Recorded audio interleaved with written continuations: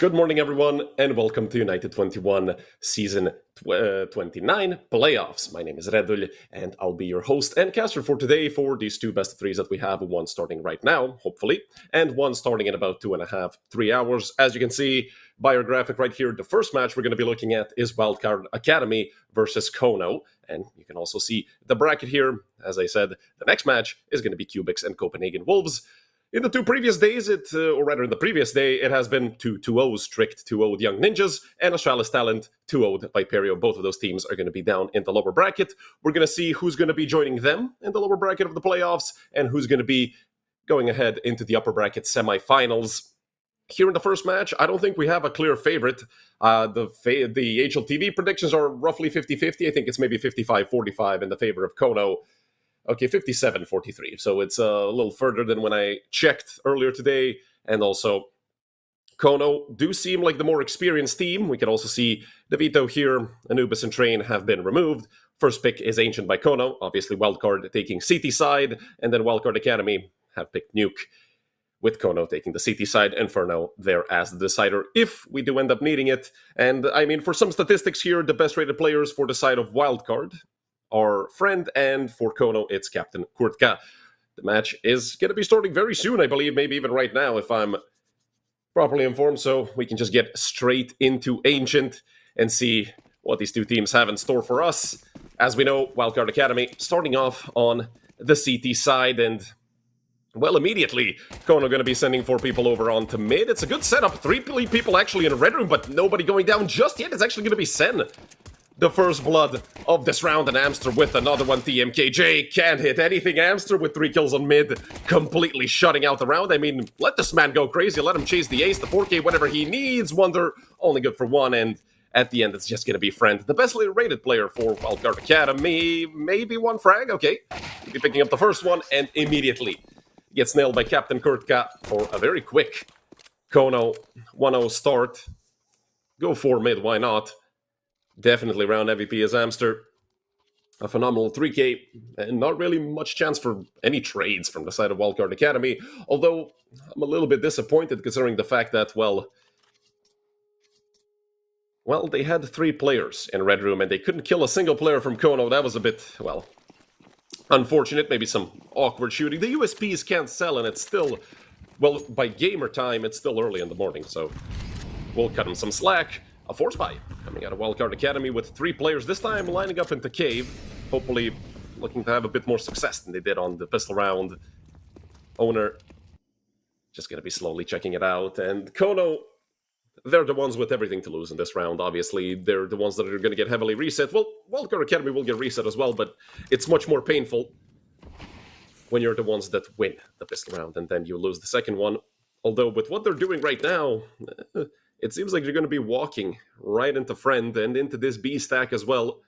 Unless, of course, they decide to go somewhere else. It's minute 5 on the clock. They have more than enough time to do whatever they want. And they're going to be peeking Cave. Immediately, Oder and Saltovsky go down. And now it's a problem for Kono. They're just going to get pushed into. But Amster, there for 1, maybe a second as well. But no, it's Sen and Tagged to pick up 2, leaving just Zogan in the 1v4. And oh my goodness, this round just fell apart for Kono. They ran into that 3 stack into Cave and got absolutely dismantled by Wildcard Academy. A great round for Sen, who picked up a double kill. And, well, Kono are going to be the ones that are going to have to force Saltowski taking a scout. T-side Ancient, I don't know how I feel about that. I feel like it could be, maybe, a bit of a better gun, or just get a Deagle, get a Tech 9, get more utility, because, I mean, his team has, like, what, 4 or 5 grenades? They now have 3 remaining, too, and they're just gonna try to go mid. That's not gonna work. Not like that, not with the littlest amount of utility they had, although the A side is completely open. That should be a smoke. Landing right into Cave, gonna steal that one for my Face It Games, Amster. He did, well, not gonna steal this one because he completely missed it, although it might have just been for the plant, actually, and if they get the bomb down, they're more than happy with it. Kono are in the post-plant 4v5, Sen is low, Wonder is low. This isn't impossible for Wildcard Academy, or rather for Kono, although with them losing Amster, this might be the end of the round. Sen's gonna go down, the trade ensues, and it's just Saltowski who's gonna get taken down by Wonder.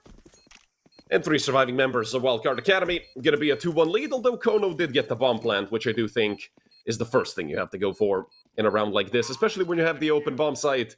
That's just a little bit of extra money. And also gives them the chance to get deals in round number 4, but it should still be Wildcard's round, of course. If you've ever heard me before, I'm a massive jinx, so keep that in mind in case we see 3-1 Deegs coming from the side of Kono. But with an AWP in the hands of friend, an M4, Galil, an AK, and an MP9, no 2 guns are the same, but they're all good. At least in this round 4. Wild card, and oh my goodness, it has begun. Already, Captain Kurtka deleting TMKJ. Luckily, owner gets traded, but that's what I was talking about. I'm a big old jinx, so I should probably stop predicting rounds like this and just say things that are happening on the screen. And look at the lurk by Zogan over there, coming out all the way into the A bomb site. Unfortunately for him, Sen was ready for him, and now it's Friend to miss his first shot. Gonna be in a bit of trouble. Captain Kurtka with another one. 2-1 Deegs for him in this round, and Friend has let him go through. Friend's in a lot of trouble. A 1v2 with the AWP, manages to pick up the first one, switching over to the USP, and should have that second kill. Saltovsky has picked up an M4, and Amster is coming through from mid, but Friend picks up another, and he's still running around Donut. Can anybody take this man down? And the answer is no. Friend with a massive triple kill, saving the round for Wildcard Academy. If he goes down, the A side is open, and I mean, that would have been at least an uncomfortable situation for Wildcard Academy. A massive 3k for the AWP of Wildcard AC. And a 3-1 lead, but, I mean, they took a lot of economic damage. They lost 3 players, and Kono, well, they have a full buy here anyway. Flash coming out from TMKJ, or X-Ray seems to be off for the moment. Hopefully that gets turned back on quickly. Sen, a 1 for actually a 2 for 2 trade. Owner, great flash. Thrown by Zogan, if I'm not mistaken. But Amster and Captain Kurtka have gone down. Although Friend, who had a massive last round, and Sen, who's been playing very well, the 2 top fraggers actually for Wildcard Academy, have hit the floor as well. And we're in a 3v3 with just Tagged defending the B-bomb site. And he could be caught out in rotation. I'm looking over there at the radar. He's back into lane, so can't really be spotted just yet. I love this passive position from Tagged, letting TMKJ and Wonder actually clear out mid. Saltowski and the rest of Kono are out pretty deep into the bomb site, but Tagged has to be ready for this. I mean, you have so many timings you can miss. You have to be ready for it, but not from long, and, well, the timing was horrendous for Tagged. Saltowski makes it a 3v2, and, well, a post plant as well for Kono. Looking over at TMKJ and Wonder, it's not a bad idea to save. They have money to drop, but they want to try for this. These are very good post-plant positions, but how is nobody watching ramp? Hello? Wonder just walks out, takes a single kill, maybe a double. No. He gets traded out by Owner. The grenade could find Owner towards long, and Saltowski takes down TMKJ, but what the hell are Kono doing? Not looking at ramp. I understand that they shifted all the way through, but okay. Luckily, they win the round, so it's not that big of a deal. Wildcard Academy are going to be going for the buy anyway, but I mean, if they saved those 2 guns from the last round, they would have had another full buy. They did give it a good effort. Unfortunately, that spray towards long was a bit iffy. Could have won them the round, could have made it a 2v1 in the favor of Wildcard, but it doesn't matter, it's already in the past, and I mean, if you know team play in Counter-Strike, at this level, you just forget rounds right after they happen. And, well, with Wildcard Academy being aggressive on mid again, Owner really can't afford to go any further. He needs to stay here, especially with Tagged, peppering the smoke with bullets in Cave, a friend finding a frag as well. I mean, this is a gorgeous beginning to this round for Wildcard. It just gets even better. A 5v2 without a chance for those frags to get traded out. And I mean, this is an absolute stomp at this point. Zogan, the only player without the frag, still here on the server. And now all of his teammates spectating him, wondering what just went wrong. I mean, they got ran over on mid, on heaven, on ramp, doesn't matter. Wildcard Academy with a statement round. Telling Kono, he didn't come here to play around. And especially considering the fact that this is Kono's pick. I mean, with Zogan probably saving here, I could probably look at the statistics. Both teams have a 50% win rate on this map in the last 3 months on HLTV, but I mean, Wildcard Academy have only played 4 maps. Kono, in the last 3 months, has played 28 maps of Ancient, and this is their 29th. So, it is going to be an interesting best of 3 for sure, with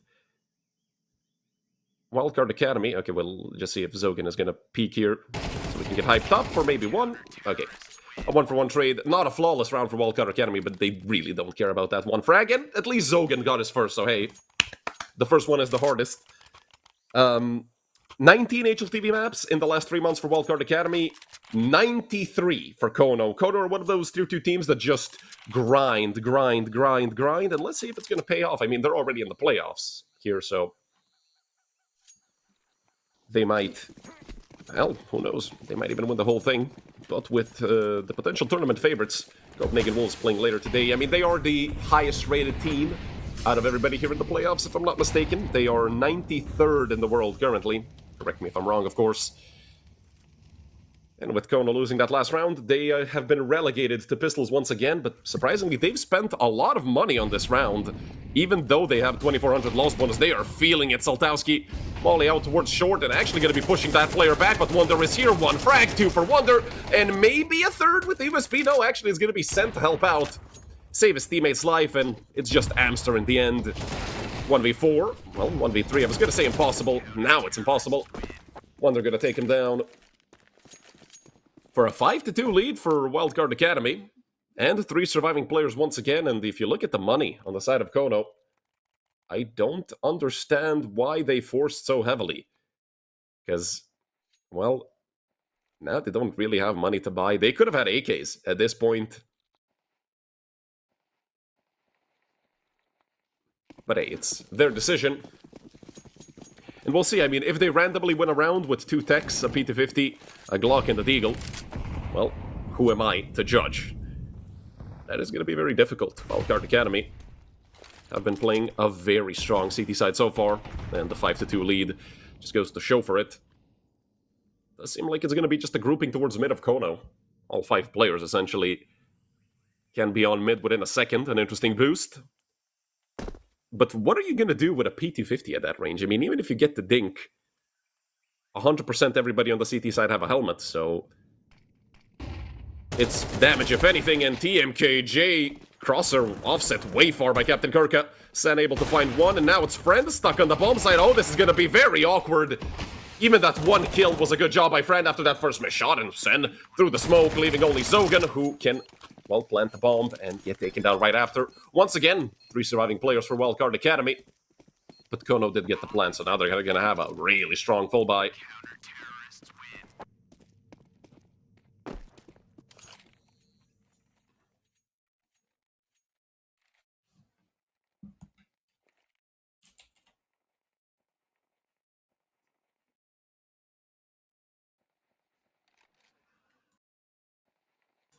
A 6-2 lead for Wildcard Academy. But a full buy for Kono. This is a very important round for Kono as well. If they lose this, they're going to get reset again. Even though they do have 3,400, so they can spend a bit extra. But it's going to be a 7-2 lead for Wildcard if they do end up taking round number 9. That's not something you want to see if you're a fan of Kono, or if you're Kono themselves. But I mean, with the setup they have right now, with 4 players sitting over towards elbow, 3 going to be coming out through the smoke. No mid presence this time from Wildcard. They don't even have a player towards Donut, which is interesting because, well, they don't have a player towards Red Room either, so somebody has to maybe even go aggressive towards B and tagged right on the edge of the smoke. But he's going to opt to go back. 3 players on B for Wildcard. Kono, if they make the read and actually go split A from Donut and CT, this could be a terrific round. Unfortunately for them, it seems like they are opting to put some pressure towards B, which is still a good idea. I mean, 55 seconds on the clock. You can turn back whenever you want. Sen, has he caught the timing? Sen going forward, and Zogan has no idea, but Sen has to be a dead man, right? Zogan, unless he's playing literally 1-by-1 resolution, yeah, he's going to get the easy kill onto Sen. And Sen just simply got impatient. This probably is going to be a save for Wildcard Academy, because they're on the other side of the universe here, unless Friend can actually pull something off. The first kill does go his way. That can actually give Wildcard Academy a chance to rotate. They are opting out of that right now. It's still just Friend on the A-bomb side. I don't know why they're not rotating. They might be outplaying themselves, and with all of this utility coming out, they have to know it's the A-bomb side. Friend caught off timing. And TMKJ can't even get anything here. I mean, this is a difficult position to be in. Multiple angles to clear. TMKJ lucky to still be alive, actually. In the 3v4 retake. A difficult retake. And the flash was perfect. Owner taking down TMKJ. And now it's time for Wildcard Academy definitely to save. Well, whatever they can. Wonder goes down as well, leaving just tagged. To try and save this M4 kit. Helmet and Kevlar, of course. With the amount of money they do have, he can look for these exits if he wants to. And this is a very annoying angle to clear. As well, with the bomb being on his side, I mean, it's ancient. The C4 does so much damage tagged. Easy one for him. Two more players from mid, one from the tunnels, and tagged with his second frag. To get an extra $600 and do a lot of economic damage to Kono. They've lost 3 players in total. They could have had 4 alive.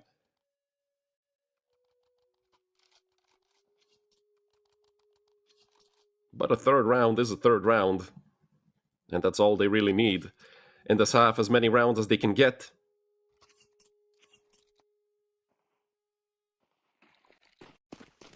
And I mean, with that slow start that they had, a 6-2 lead for Wildcard Academy.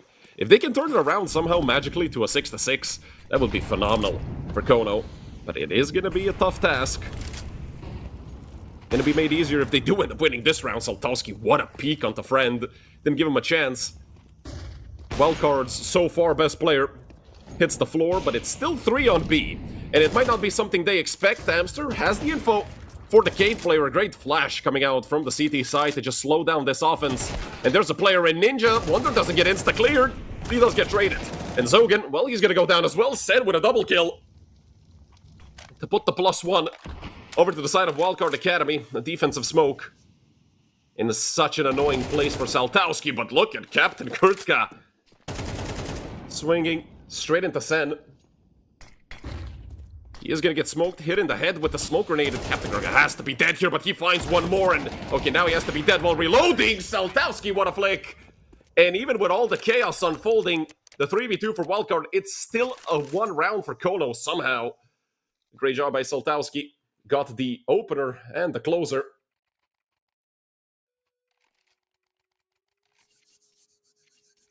Very good round by Saltowski. Putting Wildcard Academy in a tough position. I mean, it's not a tough position. They just go eco here and they have a full buy to close out the half. But I mean, from 6-2 to 6-4 and potentially 6-5 if you look at the dual Berettas that Sen has and the PT50 and whatnot. Could definitely be a good half at the end for Kono. Even a 5-7 half on the T side of Ancient, that's great. Actually, yeah. With the amount of T-sided rounds I've seen being won on Ancient, I don't even know if that's enough. Depending on how Wildcard plays it. I mean, Wildcard, they were aggressive on their CT side. Hopefully that's going to transition well into a T side. For them, of course. Kono, they found this B side to be the weak point of Wildcard's defense. And Wildcard are aware of it. That's why they put 4 players here, for goodness sake. 2 towards Cave, 2 towards Short. And it is somewhat of a B stack. Sen. Oh, a frag for tagged. Maybe even another one, and Wonder had his back turned. They know that Sen is the last man alive on B. I think it's just at this point that you're lazy enough to not go away and just run over Sen. I mean, he has dual Berettas, no armor. For goodness sake, just run at him. Let Captain Kurtka with the Mac 10 go forward. And just find the kill, or maybe even Owner to do it. Sen, not gonna get the frag. 25 HP left for Owner. More than enough to survive the round. And 5 rounds for Kono. 3 in a row. After that big 4-round lead that Wildcard had. Just 1 round apart, these 2 teams are right now. But it is a full buy for Wildcard, and I mean, their full buys have been very hard to deal with. The only reason they won that one was, well, not just the pistols. The round before that, Saltowski had a great play with the AWP. And when your sniper is doing great things on the T side of Ancient, well, you don't always expect it to happen, but when it does, it's absolutely great. And look at this aggression from Wildcard. I'm loving this TMKJ just running into Owner, and I don't know what the hell that trade attempt was by Captain Kurtka. If you're smoked off and you don't have teammates to trade you out of that smoke, that's just a gift for Wildcard. And well, speaking of gifts, Soltowski taking the angle towards CT. I mean, not having a smoke there actually goes into the favor of Wildcard Academy. Molly thrown into Temple. Amster with another, and I mean, this was a 5v3, now it's a 3v3 out of nowhere. Even a 3v2 in the favor of Kono. Amster with another. 3 kills for Amster. The man who opened up this half has to be the one to close it with a 4K, and it's gonna be Amster to answer when needed. 4 kills in total in this round, and 13 at the half. What a round by Amster. The man who had a 3K on pistol has a 4K in the round to end off the whole half. And if you look at the round split, I mean, at one point it was a 6-2. And then out of nowhere, Kono winning 4 rounds in a row. Off the back of Soltowski and Amster.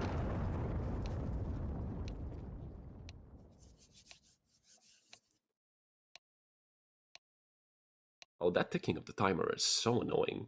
Okay, good thing it stopped. I just went quiet to hear, like, am I going crazy or am I hearing some ticking?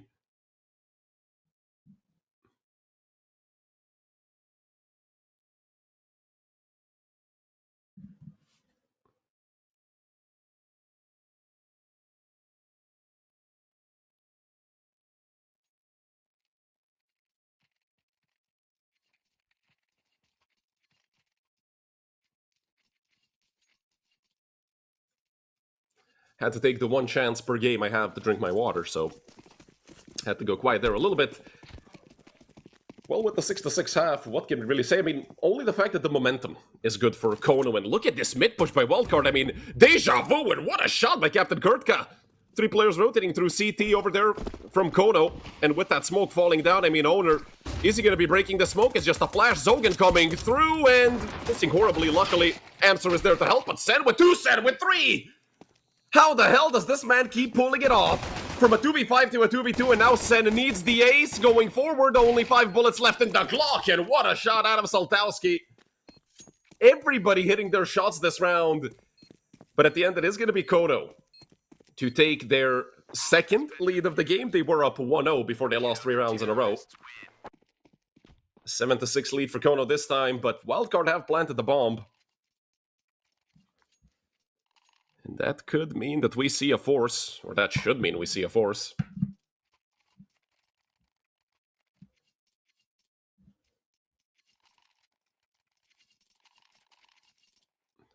A Galil and AK, 2 deagles and a tech. A dangerous buy if you ask me. How many solo queue games have FACEIT ever lost to a round like this? A tear comes to my eye when I think about it. Of Amos, 2 MP9s and 2 M4s on the side of Kono. You do always gotta keep those MP9s around just in case that the enemy team decides to go for like a half buy, Kevlar Tech 9 and whatnot. MP9 only gonna be good into that. Zogan does get dinked, but through the edge of the wall, and Captain Kurtka there as well to help out with 2 frags, almost 3 with that spray transfer. EMKJ and Sen. Zogan also losing a lot of HP, down to 10 health. But this really shouldn't be a round that Kono ever allow for Wildcard to get. A bit of an awkward spray by Soltowski. Luckily, he does manage to connect in the end, and Sen able to find 1 immediate trade. 3 surviving members for Kono, and they also didn't allow the bomb to get planted, which is a great round if you ask me, for the CTs. A 2-round lead as well. Soon to probably be 3, if we're looking at it, because Wildcard Academy aren't going to have much coming into this round. I see 2 flashes in the smoke, and 0 upgraded pistols, really. It's just 5 Glocks.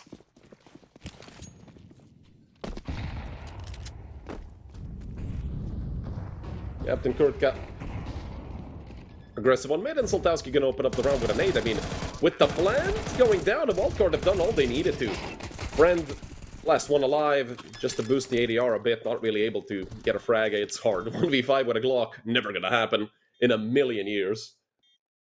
But with the bomb being planted, that's going to guarantee them having all the utility they're ever going to need. And also, well, an op, maybe, for Friend. He has enough to go big Kevlar, or better Kevlar and helmet, op, and even a flash alongside of it. But it is the T side of Ancient. Well, that answers my question. I was going to start making up philosophies about, oh, do you really want an op? I mean, maybe you want to up the tempo. Considering that the Wildcard Academy have lost the last 7 rounds in a row, if we're looking at both the halves combined, maybe even having those 5 AKs could have upped the tempo and brought it back to their side. But if Kono wins this, they're going to be in the driver's seat, on a high horse, as we say here. Let's go with the flash over towards Heaven. Taking mid control once again, Kono. If you look over towards B, Amster's in trouble. They've left him completely alone. 2 completely different B setups from what we've seen compared to Wildcard Academy, who put like 3 or 4 players here every round. And will Kono even attempt to retake this? B side is difficult to retake, especially when you lose deep CT control. And judging by where Captain Kurtka is going right now, I'm not sure if Kono want to retake this, but the MKJ is in a difficult position, because he has been spotted out, and now they can double peek him from doors as well. Nade thrown onto him as well, but Friend there to help out. This is a round, for sure, that's going to go the way of Wildcard Academy. Zogan and Captain Kurtka have to save. Not sure what was up with that one-man B setup. But they did have 2 cave and 1 man pushing mid, so I'm not sure about it. If anything, Captain Kurtka with 2 kills in the MP9, but did greed for the rifle, so he's gonna get taken down. 2 AKs and an op saved by Wildcard Academy, and finally breaking the tempo of Kono. That's the 7-round streak ended, with Wildcard winning their 7th finally. A full buy once again for Kono, but they are facing a reset round. If they do lose this one, of course. With only 1900 loss bonus. Decent utility. For their side, 8 flashes for Wildcard. For a sec, I thought they're going to be running through 8 tons, but that's not the case. TMKJ, a man who always seems to be sort of in limbo. If you're picking up what I'm putting down with, you know, half of his kills came from rotation on the CT side, where, like, he's just like, you know, that actually, well, he's gonna shut me up real quick. What a headshot to start off round number 17. Zogan does get the trade, but he does get tagged up down to 40. Smoke thrown onto CT. Zogan blinded off the angle. Tagged still. Sitting around.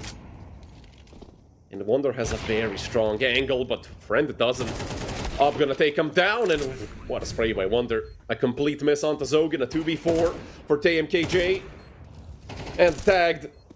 Now it's just TMKJ in the 1v4. He needs the ace. They don't have a, actually, they do have a smoke to throw at him. Soltowski gonna drop that down, and yeah, TMKJ can only save in this situation. Bomb is planted for him, however, although the spray just a bit off. Amster gets the defuse, and now TMKJ might even go down. Glock, not enough to get the kill. They just waited for him. That is so nasty. Just wait for him to spray all his bullets and then peek him through a smoke. That's nasty. At round number 10 for Kono, the first tactical pause for Wildcard.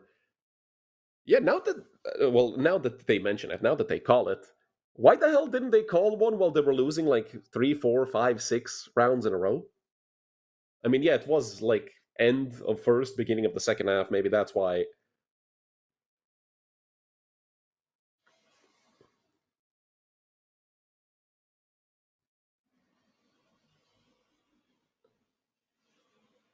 Wow, round MVP with the 64 damage. That is interesting. Was that a team ace from Kono? I'm not sure. If it was, somebody rewind the stream and tell me. But a 10-7 lead nonetheless, keeping up that +3 that Kono have had. Now it's Wildcard, who actually might get reset if they lose this round. Captain Kurtka once again, not that actually going to be jumping up towards 7, just ready to put himself out in case they molly him. An interesting setup, but they are going to be going down mid eventually. Captain Kurtka has to be careful. M4A1, only 20 bullets. Shout out to all my A4 enjoyers. We love having tracers on our guns, and Captain Kirk, oh, how is he not dead? How is TMKJ not dead? What is happening? A nade towards 7, that's gonna be good if it hits the mark right into tagged. Down to 30 HP. I've never seen somebody get shot with a grenade. There's a first for everything. And Wonder, that's an interesting boost. Although he does see the shoulder, and now gets hit with the flash. They know exactly where he is, and look at these flashbangs. I'll do a 2-for-2 trade. It's an equal number of men for both sides. And look at the position that Sen has. This can win the round outright for Wildcard Academy. As long as he doesn't outplay himself with some crazy flanks. Oh, where could I go? And he's also waiting quite a lot. Is he going to get shot in the back? Oh, no. Well, that's horrific for Wildcard Academy. The timing couldn't have been worse for Sen. Although Friend does get the trade. That's the second frag of the round. And they know there's another player towards mid. Kurtka wasn't the one that killed their teammate towards Red Room. Sen, obviously. Giving out that info. And Soltowski with the op. Oh my goodness, a guillotine. Towards Tag, that's just Friend. Who can plant the bomb, but a 1v2 with 27 HP, I mean, you might even want to have an op in this situation, right? I mean, one bullet, you're dead. Maybe two, if you're lucky. And out of the A1, I do think it is going to be two. Unless Zogan picks up that beautifully propped up AK, just waiting for him, actually. Soltowski could pick it up. He does have an op. I'm gonna get smoked, Friend. That smoke might have actually gone in his favor a little bit. He can come close. Maybe just get on top of the bomb and try to knife them. I mean, that might be his best solution. Or just walk into Soltowski's barrel. Zogan gonna get the bomb down and... 11-7. Get the bomb down. Well, defuse it. For goodness sake. A double kill for Zogan. Good round coming out of him. And an 11-7 lead, Wildcard Academy. Still only one round in the second half. This is why I was saying that 5 rounds might be enough for Kona in the first half. They one-upped me. Literally, they got 6. And on their own pick, it seems like they're going to be closing it out. But from what I've heard from my colleague, shout out to Mare, they did manage to lose a 12-1 lead. And oh no, Zogan picking up 2, has to switch over to the USB. Zogan actually gets taken down and sent with the Tech 9 as well. That's a 3v2 in the favor of Wildcard Academy. Pistols versus rifles. And it's Kono, the ones on the losing end. An M4 as well towards Donut. They can pick up and upgrade one of these Tech 9s too. Should be Friend to pick it up. The TMKJ goes down, and if you look over at Friend and Sen... Why is Soltowski peeking that with a USB? I mean, he has an op, but why is he even going aggressive in the first place? Giving up the B-bomb site. This could be a round going the way of Wildcard Academy, although, oh, Sen wasn't spotted. He has the C4 on his back, which means if he dies, he's a dead man, and I mean, the round is gone for Wildcard, but with that frag going the way of a Friend... That frag going the way of Friend. Amster gets taken down, a gorgeous flank by Friend. Why is Soltowski fully leaving B? Although I do think they spotted the bomb, no? I'm not sure. But no matter how you flip it... Yeah, I'm wondering as well, how do you get ecoed so hard? Although Wildcard Academy... I mean, it was a bit of a hectic round, so, you know, anything could happen in those situations. Of course, Kono in a tough position here. I mean, look at their buy. They have a Deagle and an op in the same round. And no, the op wasn't saved. The MKJ once again looking for the entry. Gonna get it. Tagged and oh! TMKJ through the smoke on the second frag. A 4v2. Yeah, that's round over. Kono have to save an op and an M4. If they throw it away, their next buy is literally 5 USPs. Unless somebody is an outlier. And then oh. Okay, well, Amster doesn't want to save. Soltowski, last man alive, trembling over there towards the B-bomb site, hoping to save the op. I mean, the amount of timings he probably is going to lose towards that B-bomb site is going to be incredible. Luckily for him, TMKJ is lurking through A, and, I mean, are they going to turn around? Oh, no. They know how much time they have.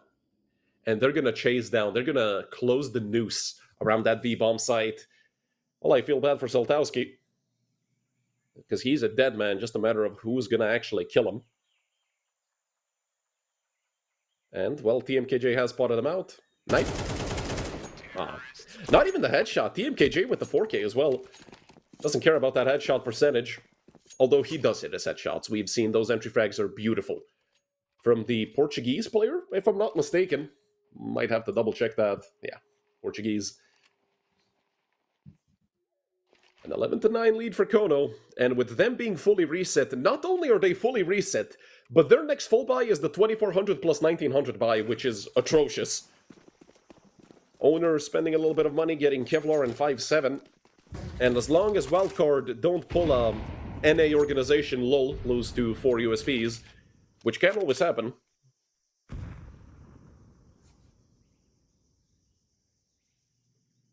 Although, looking at Wildcard, they might walk into a stack.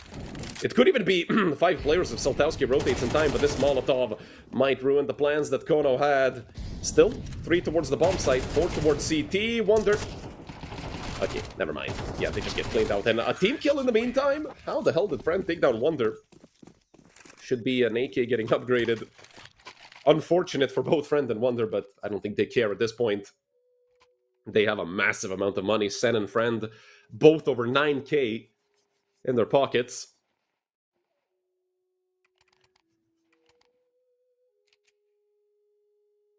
And this seems to be turning out a lot more difficult for Kono than I thought. They had a 9-6 lead, they had an 11-7 lead. And with the last 3 rounds going the way of Wildcard Academy,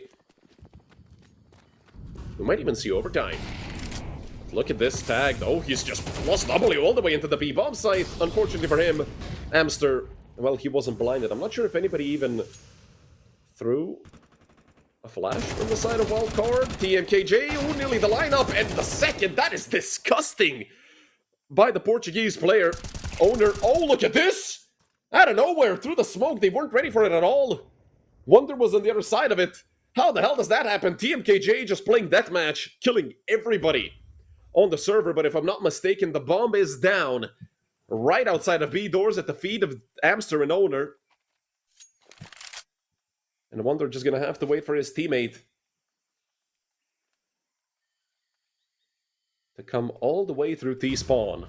Owner on the Sangle, and what? Hello, TMKJ? Check him PC, something not okay. TMKJ up for the ace and he gets it. What the hell was that? TMKJ rebirth here on the T side. Top fragging, of course, on the entire server. This man has like, what, 2 4Ks and an ace? That is absolutely insane.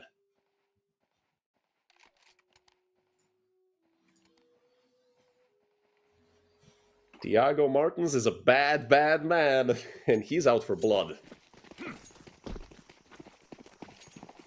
Wow. I'm shocked, and I'm sure Kono are feeling even worse. They're down to 5 pistols. Of course, Wildcard are still an NA organization, so they can always lose a round like this. Tag does spot the player on the left. Spray goes wild, but does get help from TMKJ, who gets the second frag. Actually, it's 1 for each of these 2 players. And it's a 5v3. I mean, how do you even lose this round if you're Wildcard? Because you can't win this round if you're Kono. You can only lose it if you're Wildcard. Send in a very strong position to take care of the entire flank. It's just Captain Kurtka and Saltowski. In the 2v5, at this point, you're just gonna save. The Kevlar, if you're Captain Kurtka, if you're Saltowski, you can look for maybe $300 extra, and he actually does have good timing on to Sen. Gonna run forward, aim punch is a B. A 12-11 lead for Wildcard. 5 rounds in a row now for Wildcard Academy. Luckily for Kono, their chance to go to overtime still exists, and it is backed up by this full buy. Even an odd for Saltowski, but this team has gone quiet in these last few rounds.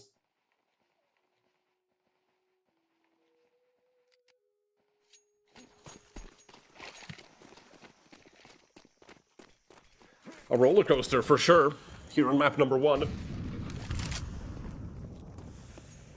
But still a chance for us to stay here in the jungle.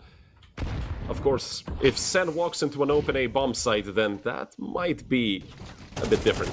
Away from overtime, and Sen, wow, through the smoke. Straight into Zogan, knows his angles. And only 4 more kills and this map is over. Unless Kono can somehow pull it out of this 4v5 with Amster being tagged down to 50 HP. But what is Wildcard doing? They have the A bomb site to themselves.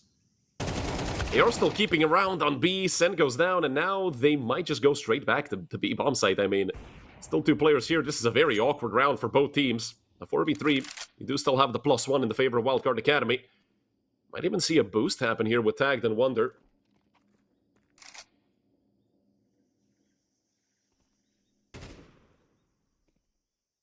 Amster in an awkward position, although gonna make it a bit better coming out onto the bomb side. Amster, oh, he's been spotted out. And with the frag going the way of Kono, let's see, Tagged getting the trade and the TMKJ. Give this man the MVP of this map already. He wants it to be over, and it might just be over. Captain Kurtka, if he was full HP, I would give him a chance, but it's gonna be TMKJ with the 1-tap to end it all off. 13-11 for Wildcard Academy. That was absolutely insane. I mean, what a map. Back and forth, back and forth. That was crazy. With the 6-2 lead from Wildcard being converted into 6-6, then 11-7. I mean, everything happened in this map. And at the end, it was almost overtime. I'm happy it wasn't because I'm hungry and I need to eat breakfast. And as you guys can see by the timer, I'll see you right back with some more great Counter-Strike in about 11 minutes.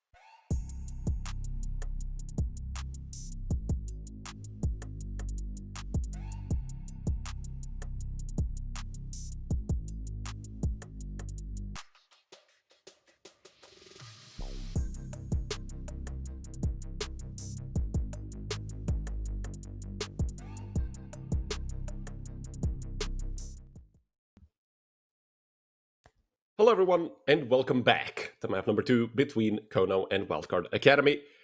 A roller coaster of map number 1. Let's see if it's gonna happen again on map number 2. It's Nuke, the pick of a Wildcard Academy. Their percentages on this map are 50%, with 4 maps played, with Kono being 100% victorious in 5 maps of Nuke. So, interesting that Wildcard were the ones to pick this. Maybe they just felt more comfortable. Maybe they felt that they could expose Kono and find a hole in their game, or in their defense, rather, that other teams couldn't. And Captain Kurtka gonna get mollied off of Hut, and it's actually 4 players on the A bomb side, if I'm not mistaken. TMKJ immediately goes down, and it's 2 for 2 to open up the round, but Zogan is there towards the bomb side as well. 2 phenomenal headshots, leaving Sen in a 1v3, although I do think he has enough time to get the bomb down. Just gonna be running straight forward. They're hot on his heels. He actually gets the bomb down and now swings, gets the dink. Okay, Sen, he's giving himself a chance. Even runs away into double door. And Sen has made this round possible. Oh my god, 6 seconds left on the defuse. Sen, he's just going forward. Oh, unfortunate. Saltowski turns around, but that was a great attempt by Sen. Unfortunately, in the end, it is still a 1-0 lead for Kono, who are certainly not happy with themselves. I mean, they choked away that first map. An 11-7 lead and losing 13-11 in the end. That one has to hurt.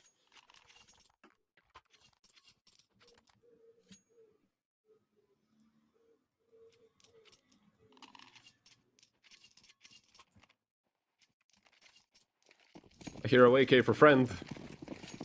3 Tech 9s and a Deagle for the rest of Wildcard Academy, and actually quite a decent amount of utility, actually more than Kono have, but they have 4 M4s, and they know that Wildcard are going to be forcing.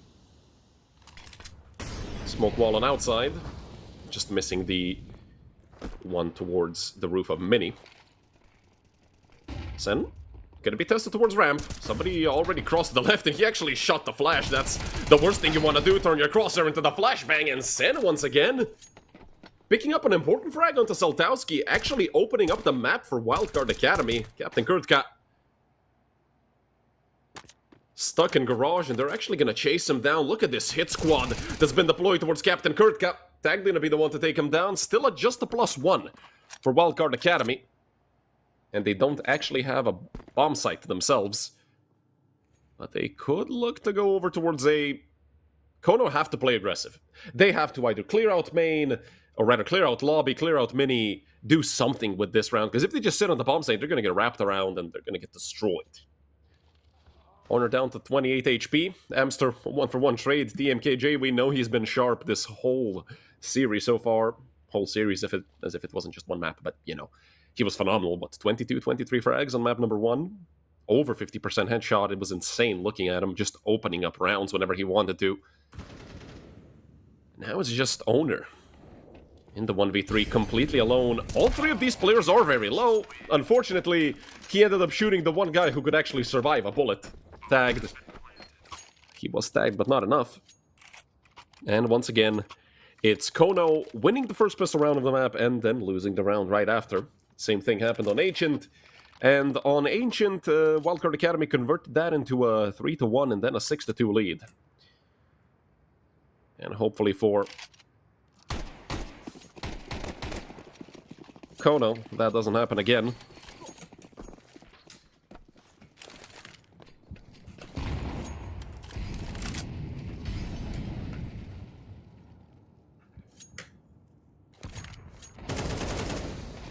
TMKJ through the smoke.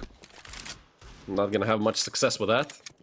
Actually takes more damage than he dishes out, but against pistols it really doesn't matter. It's a Deagle. If you're dead to a Deagle, you're probably dead to a 1D, as we could see on map number 1. And it was Saltowski and actually Captain Kurtka as well, hitting their headshots, so Sen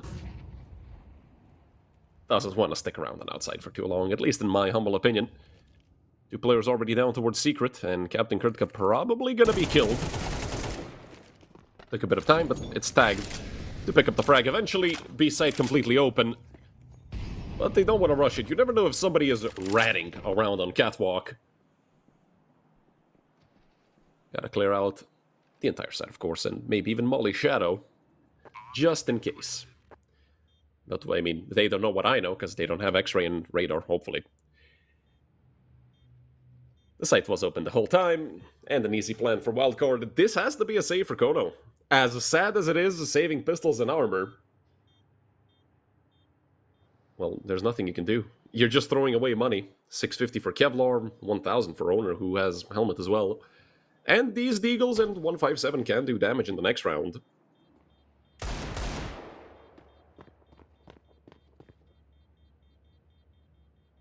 Unless they die to the bomb, which Owner might. No, okay, he should be fine. Oh! 100 damage! In lobby, with a B-site plant. Okay, it's Nuke. I mean, it's multiple nuclear reactors being blown up, so it, you know, it kind of makes sense, but... Unfortunate for Owner that he went down, losing Kevlar, losing Deagle.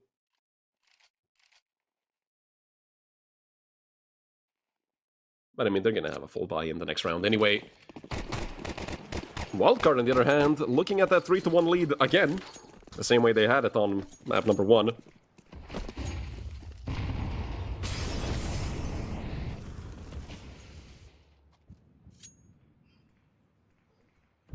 And this time Wildcard gonna pull the same shenanigans towards outside again.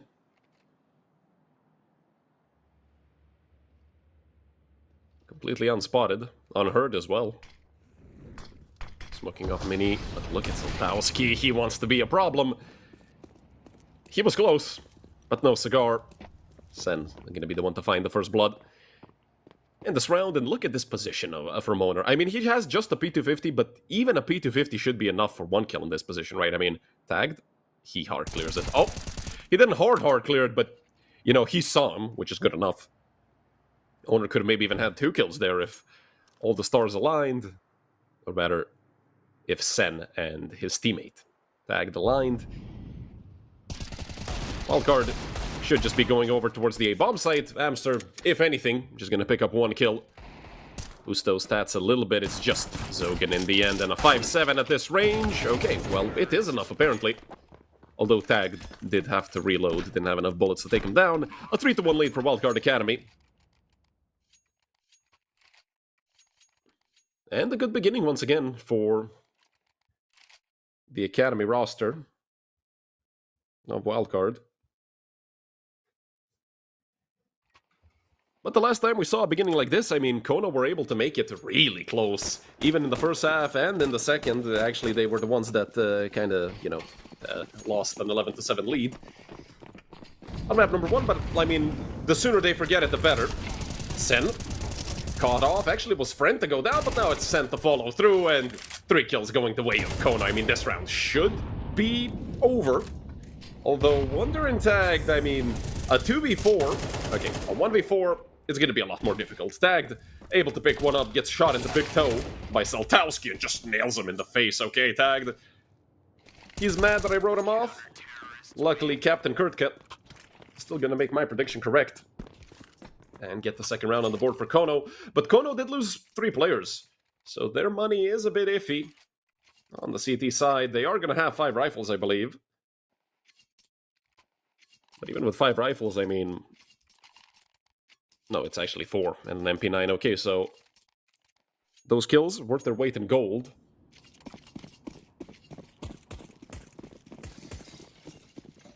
On the other side, an op for a Friend who had a lot of impact on map number 1.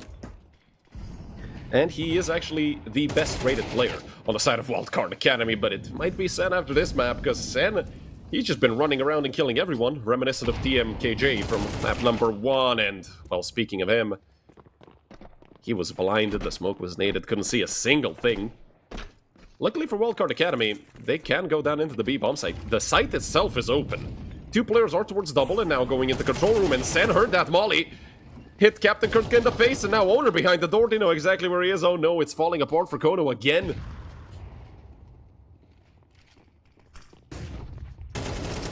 Sen missing the spray heavily and actually giving up 2 kills. From a 4-on-3 to a 2-on-3 wildcard. And look at this position for Friend. I mean, playing Shadow with an op is very awkward. He goes down and it's just tagged. What a retake. A player down, a 3v4, and 3 surviving players for Kono. I thought they threw this round away, but no. Wildcard It is the Academy roster, so they are missing some experience. But I feel like that after plan could have been played a bit better.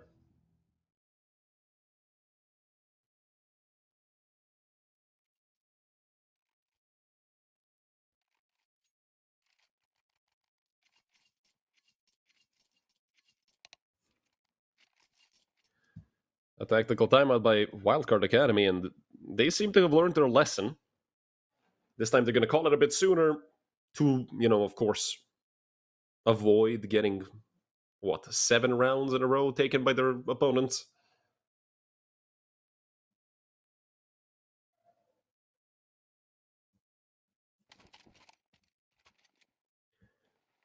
I'd say a good moment to slow down the game a little bit with that pause. And actually they have 4 timeouts, so not using one early is, I'm not going to say trolling, because it isn't, because if you don't want to use the timeout, don't use it simply.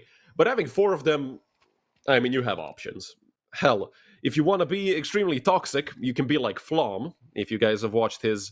That was back in CSGO. Icing your opponents. You win a very tough round for your opponent, let's say a 2v5, call all of your timeouts at once. And I'm not even joking, I mean... There's backing to that strategy. Tagged with a knife out? Hello? He's just fully out, 10 seconds into the round, and okay, finally somebody stops him, but look at TMKJ! And the second! Luckily for Kono, Saltowski was there for the trade, and Captain Kurtka missing absolutely everything. Wonder nearly picking up the kill. This round is falling apart again for Kono! I don't know how the hell Sen got that kill. Down to 6 HP. What the hell just happened? Everybody were running around. This was a face-it round in the half. Saltowski, a 1v3 retake, half HP with the op. I have no idea what's going on. When these two teams decide to run around, they decide to run around, and Saltowski is dead. Unless he goes ramp, he is absolutely dead. Friend takes him down, and Friend's gonna be jumping with joy, picking up that op from the floor, not having to invest almost 5 grand into it. And again, it's TMKJ doing 90% of the work, although Kono did have some horrendous misses.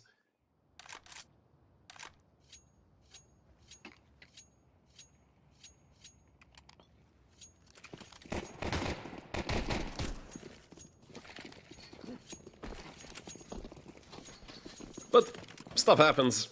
2 Kevlars for the side of Kono, and a few upgraded pistols, 257s and the Deagle.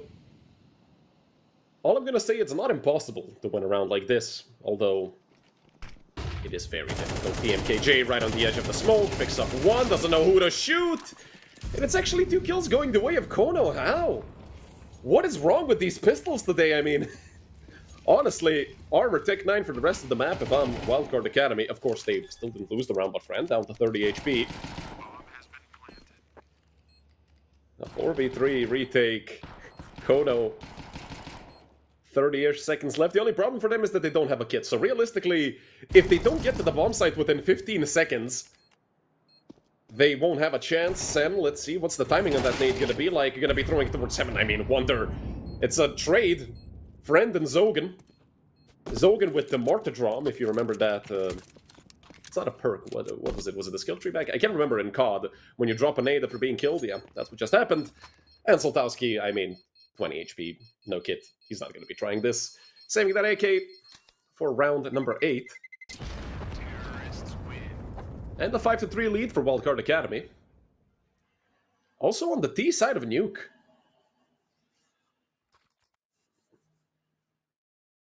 It is a difficult side on a difficult map, so the more rounds, the better. And I mean, the way they've been playing so far, they're hitting their shots, their calls have been great. I would say they've been out calling Kono.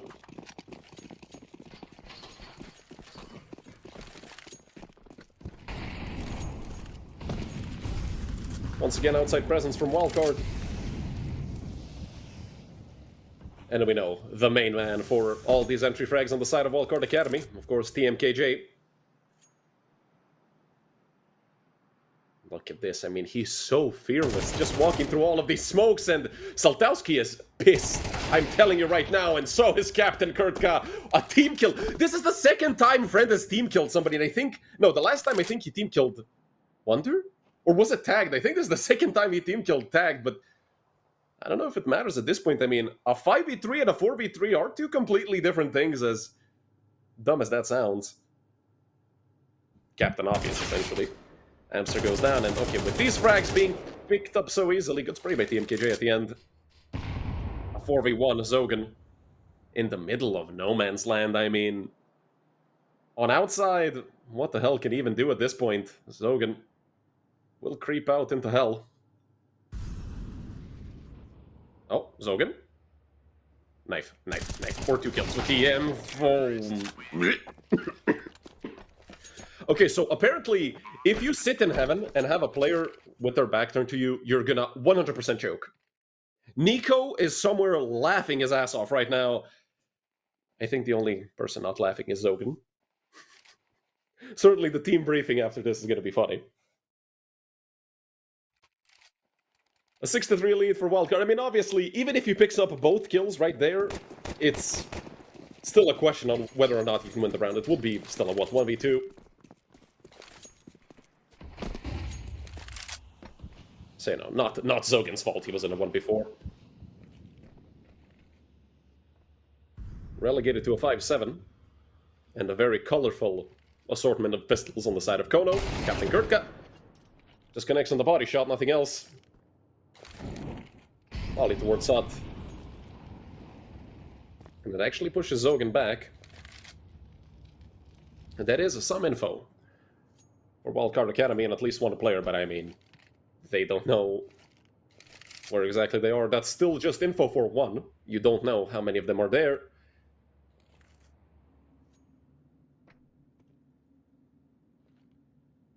Saltowski just baiting on the ladder. But nobody is going to shoot because nobody's there. In Wildcard, I like their approach. You've gotten 1 kill. You've made Kono feel the pressure. They have no idea where you are. You're just waiting in the lobby. Simple as that. And look at the MKJ again. This man, outside is his playground. And now it's actually going to be the execute towards the A-bomb side. Zogan goes down. Saltowski could get the kill. I think the timing's actually going into his favor. Yeah, Saltowski caught TMKJ from behind. That's going to be an AK once again. Saltowski has to run into T-spawn if he wants to save. Because Nuke and bomb radiuses are absolutely ruthless on this map.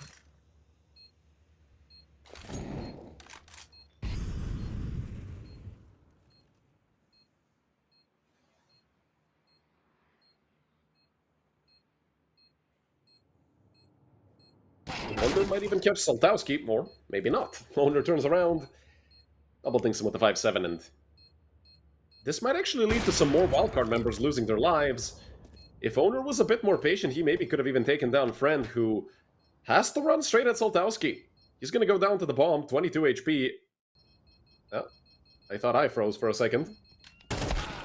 And actually just with the 5-7 swings into Saltowski, although Sen did go down.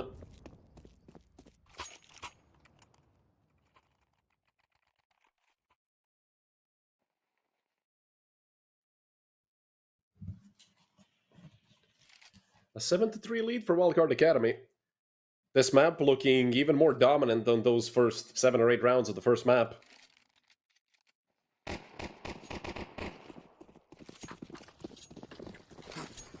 Kono are definitely on the ropes. Obviously, Kono isn't eliminated. If they lose right here, they're just going to go down to the lower bracket, where they're going to be waiting for the loser of Cubix versus Copenhagen Wolves later today, so you guys stay tuned. Even if this map ends sooner than we expected, this entire match, actually, I thought it was going to be a 3-map banger, but right now, at least with this round, actually, Kono have done something. They picked up the +2 and a good nade onto Sen.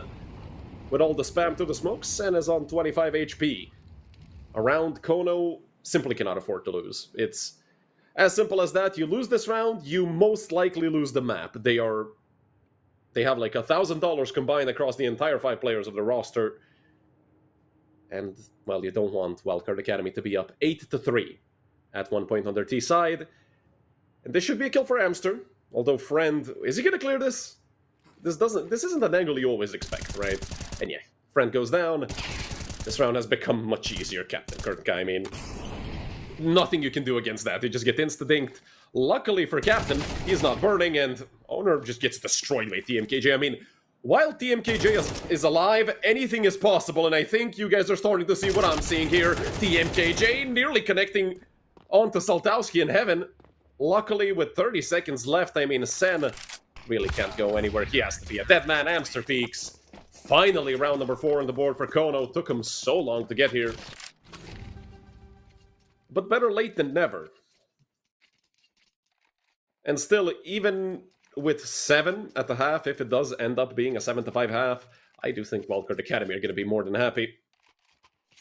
Of course, with how much Kono have been struggling so far, you never know if they're ever gonna fully turn it around, if it's gonna be a few rounds and then they lose a big round or something and just kills all their momentum.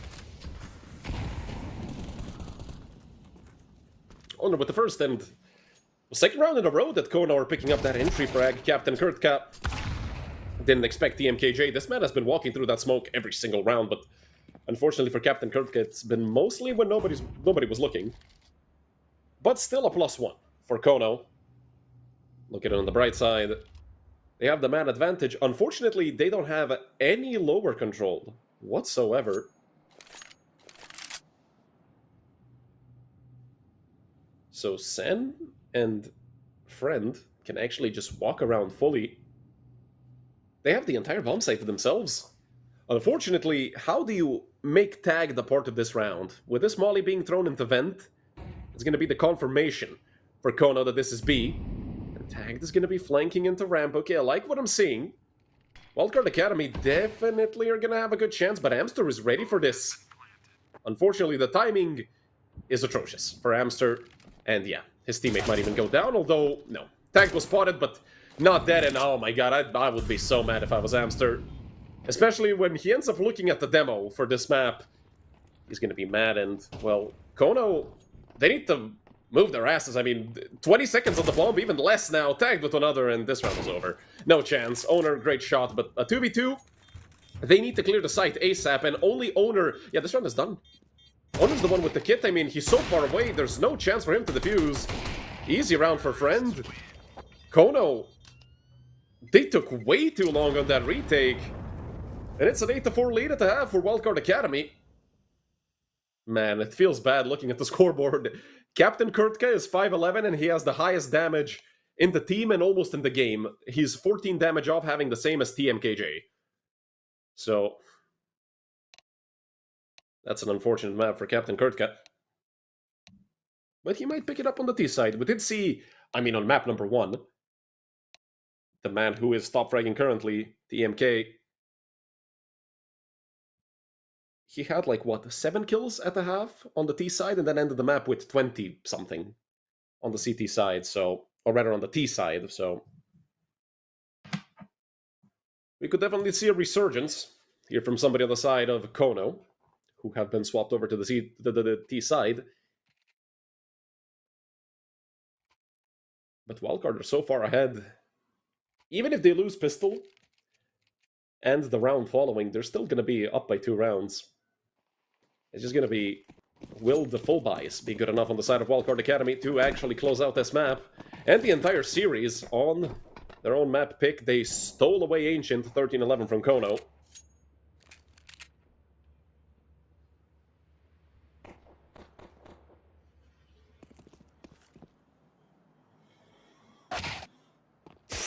What a shot! What a shot! TMKJ!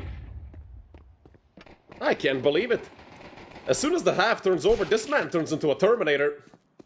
Luckily for Kono, he wasn't ready for Amster, and actually, or rather for Owner, but Owner was so low, Amster went down. A heroic effort by the two of them. Unfortunately, it's going to be the round going the way of Wildcard Academy. Which means Kono are on the ropes. Wow, he dinked Owner for 99. That is insane. Insanely unlucky. But it didn't matter in the end, luckily.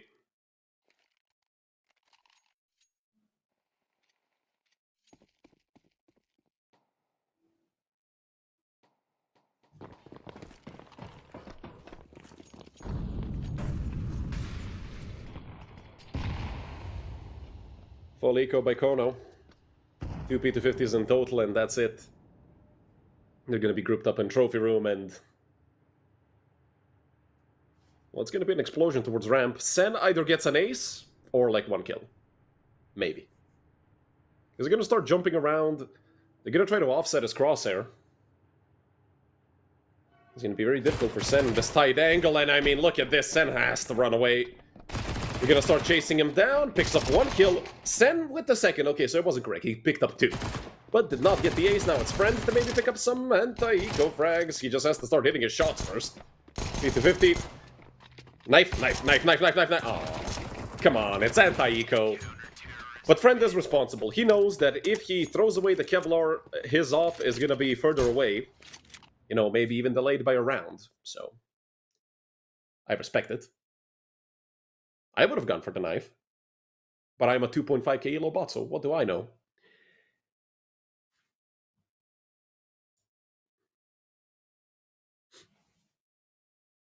Jokes aside, a 10-4 lead for Wildcard Academy.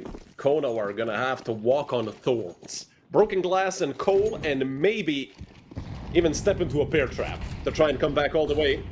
It's not impossible. A 10-4 comeback is not even that crazy these days. Especially with Wildcard being on the CT side, this map is still not over, because their economy could crumble. You lose 2 full buys in a row, you're doomed. You're just gonna be pistol, full buy, pistol, full buy, pistol, full buy. But this is a very important round for Kono to win. If they lose this, they're fully reset, it's 11-4 for Wildcard, and they're doomed. Friend, this is a nasty angle, and an MP9, even with it, he's gonna be able to find only 1, though. And looking over at the radar, nobody's down here for Wildcard. They have to rotate into B. This could be a chance for Kono. Zogan out first, not able to connect instantly. They still have some utility. Owner dropping the molly, and, well, 2 mollies towards Splitter. They're just going to push these players back, and a lot of damage onto TMKJ, down to half HP. But he wants to get to the bomb site as soon as possible. He has an MP9. He can't fight these long-range duels versus AKs. A 4v4 still happening. A look at on the upper bomb site. It's tagged an Amster as well, and it's going to be tagged to find the kill. So TMKJ and the rest of Wildcard Academy are in a 3v3 on down the lower bomb site. I mean, look at Captain Kirk. Zogan as well. It's a 2v2 right now, and time is running out. They only have a kid on TMKJ. They have to get to the bomb site right now, and it might be too late. The owner goes down. Zogan is right there. He gets traded, but Tagged doesn't have a kit. And he might actually be dead to the bomb anyway. Actually, no, it's planted on all toxic, so Tagged should be fine. 30 HP left? Oh, 48. Plenty HP. Round number 5 for Kono, but boy, did they have to work for it. And I mean, they lost 5 players. Look at their money. They just won a full buy. 15 rounds into the game, and they're gonna have like 2 AKs. Maybe. No, they're gonna have a 4 Galil. They're gonna have 1 AK. Of course, Wildcard, I mean, you could say the same. They don't have that much utility. They only have 1 kit, which cost them in the last round. If Tagged had a kit previously, he would have won that round, and the map probably would have been over. But let's see, I mean, 5 rounds. Back in the CSGO days, you would say, oh, 5 rounds, what is that? That's an easy comeback. Now, with less rounds to be played and the economy being absolute garbage, that is arguably even less. And Tagged, I don't know what you're doing, brother. The edge of that smoke, and he just loses his life. Captain Kurtka as well, finding a kill onto Friend, so a 5v3 like that. Wildcard Academy have crumbled here in round number 16 already. It's still a 3v5, and I'd be lying if I said these teams didn't lose a 5v3 at least once each. So far, in this best of 3.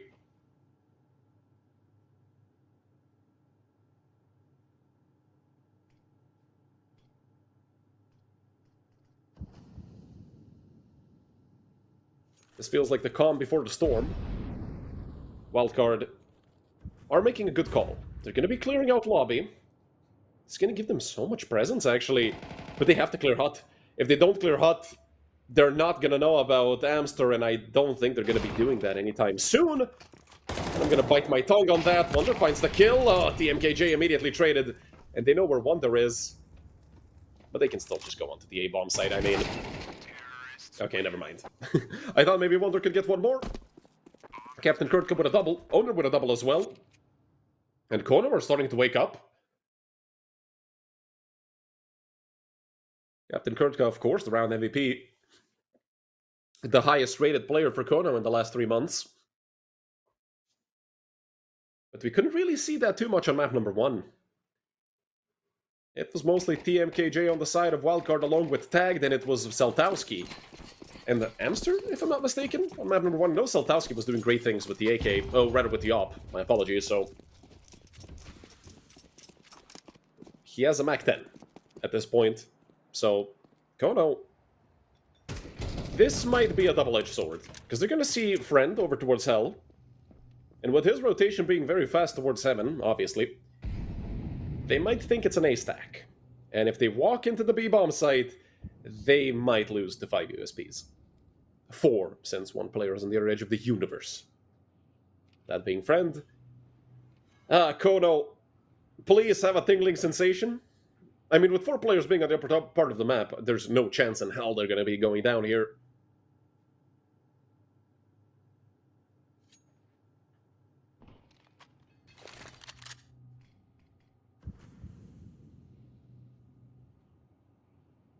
A very calm round so far, but Kono no. If they haven't seen anyone so far on the A bomb site, they can't go B. You simply can't allow yourself to go B in this situation, and yeah, with 2 players in Heaven, it's just going to be fully clear. Nobody's down there, or rather up there.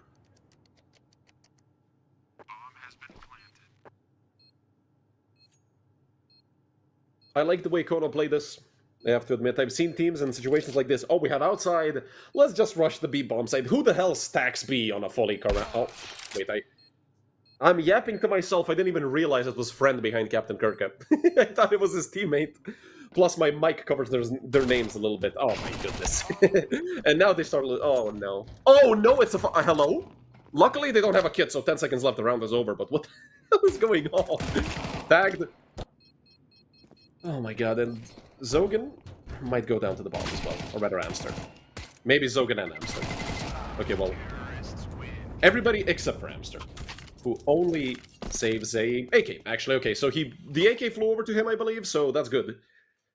For Kono, if anything, they're gonna save that one rifle, but I mean, they just got dismantled. Friend was chilling in Forbidden in like hell for a while, so I forgot about him. So I have X-ray, I have the radar, and I still forgot he was there. So imagine who got knifed. Did Captain Kirk get knifed? I can't remember. But speaking of Captain Kirk, full sprint outside, 15 seconds into the round. Although look at that timing for the nade. Captain Kirk knows his timings. Love that. Absolutely love seeing that. It just shows you how locked in these players are. Now, if you delay the nade by 2 seconds, then you're dead. Or rather, if your opponents delay the nade, but you never know. And with Captain Kirka being down in secret, Wildcard Academy are forced to at least have one player here playing for Info, and TMKJ down on this angle.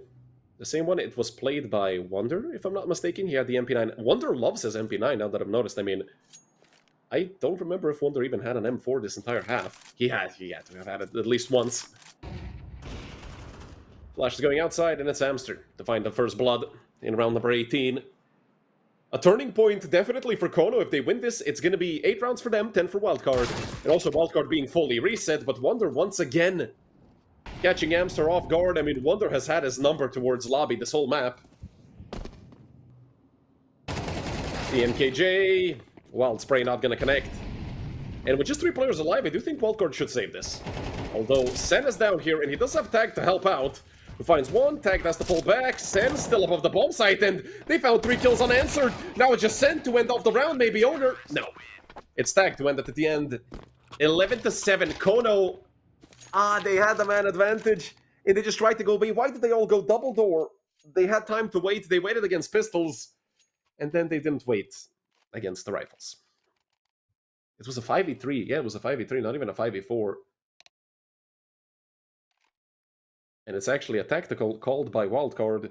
Now, this might seem like what I was talking about, icing your opponent, but I do think this is just Wildcard realizing that they got pretty lucky to win this round, because, I mean, it was a 3v5, and then tagged, and the Sen just held down the B bomb site.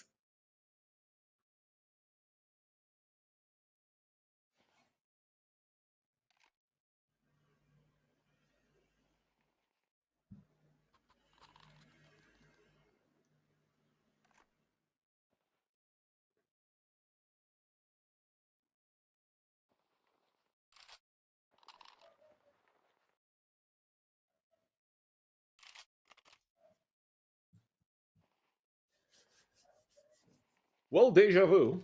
I just been in this place before. To all my Eurobeaten Initiality fans. Saying that as, well, I still haven't watched it, but I will. I'll get to it. 11-7. We've seen this on map number 1, and it was Kono in the driver's seat. Now it's Wildcard, but with the buy that Kono have, I'm even more worried for Wildcard, because pistols have been insane today, and it's Sen, oh, Wild Spray finding one, but a lot of damage. Sen, oh my god, Sen with the ace! It is anti-force, but oh my god, Sen! Cold as ice. Wow. What a round. We have to see the instant replay on that one. The MP9 sold him so hard, and then it's the USP to pick up 4 kills? Wait, what was that third kill? Oh my god. That's the second ace by wildcard players in this best of 3. I mean, that is absolutely insane. And I nearly knocked my entire desk over jumping around in my chair. I mean, yeah, the map might be over. I would love to be positive for Kono. Oh, it's still 5 rounds, you know, you could maybe... But I mean, okay, yeah. The way Owner just died can summarize this entire best of 3 essentially perfectly for Kono. Wow. 3 kills remain for Wildcard to find and end off this entire series 2-0. I didn't expect it. But with the way Kono lost first map... I'm not gonna say to deserve it, but I mean, 11-7 and then losing 13-11. It's a shame. They had a good first map. The second, they were just cold the entire time. They couldn't get warmed up. And now it's Friend to find the last frag, maybe? Friend, come on, get those extra statistics. He is the best rated player in the last 3 months for Wildcard Academy. Zogan not gonna let him get that. But I mean, he needs the ace. So, not gonna happen. Even with 50 seconds on the clock, that's enough time for him to attempt it. He has the bomb on his back, if anything, a flash and a Molotov. But where does he go? He goes secret, he's dead. He goes vent, he's dead. He goes out on B, he's dead. And these are all very difficult angles to clear. I mean, Zogan, his best bet is probably outside, so... A nade being thrown, double peek ensuing, even a triple. 13-7, and 2-0 in total. Wildcard. They're gonna end up beating Kono quite comfortably. That first map was kinda close. They did get into some situations where, you know, it was kind of, will they get it, will they not? And in the end, well, a 2-0. Easy for Wildcard Academy. That's going to be it for this first best of 3, and as you can see by the timer, we're going to be going on a bit of a longer break. So around 45 minutes, you guys stay right with us, because after the break, we're going to be looking at Cubix versus Copenhagen Wolves.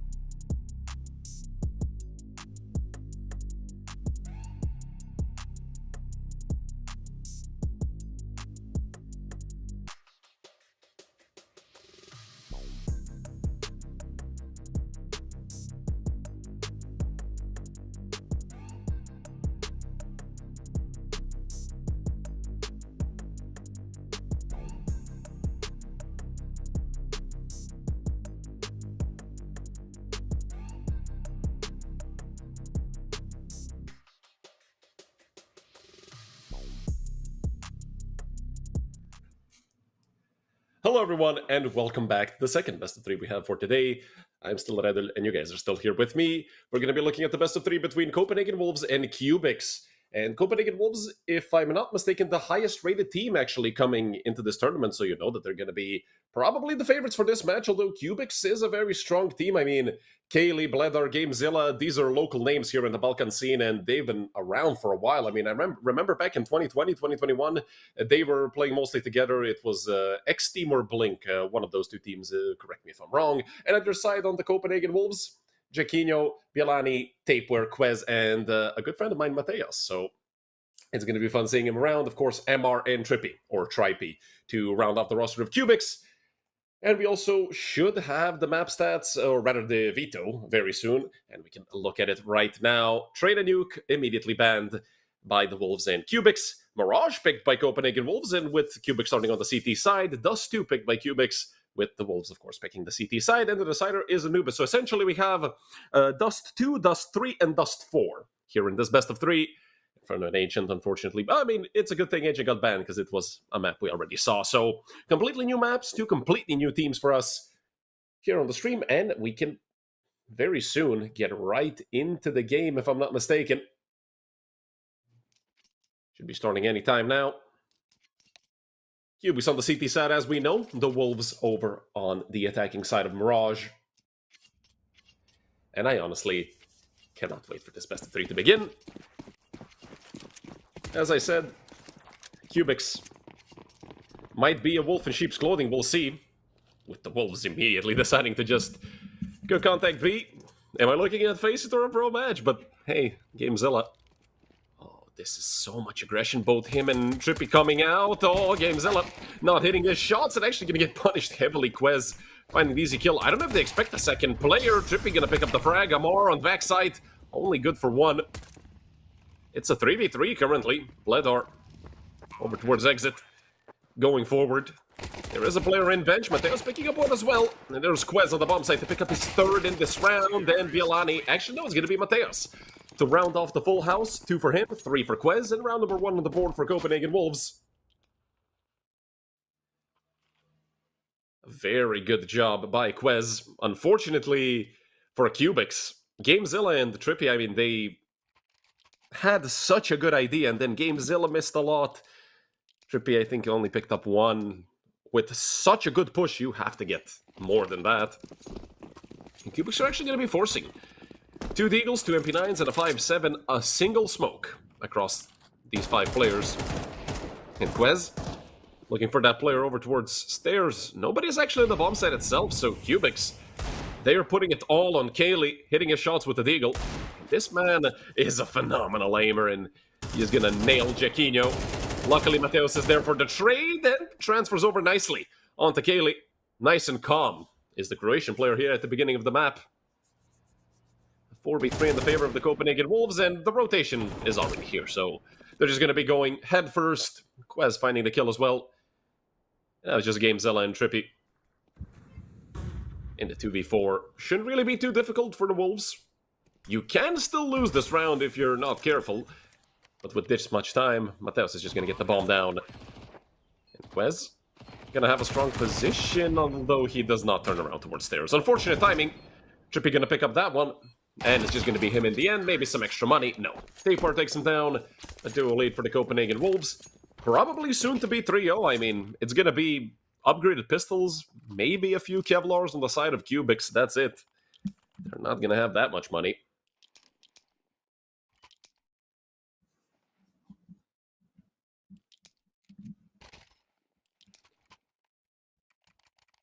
Four Deagles so far. Bledar saving a little bit of extra money.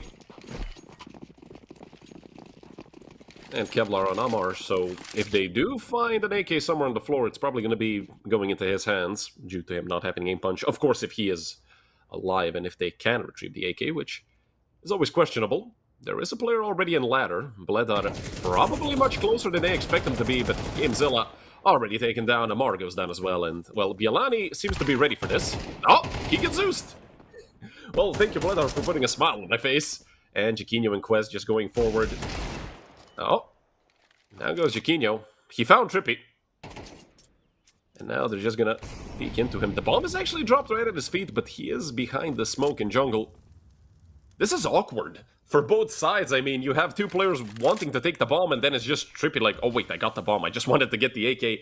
Couldn't even pick it up, actually. He has a Galil. The AK is on the left side if we're looking from mid, and oh, Trippy gets dinged. It's going to be a difficult round for him, and Quest takes him down. A 3-0 start for the Copenhagen Wolves.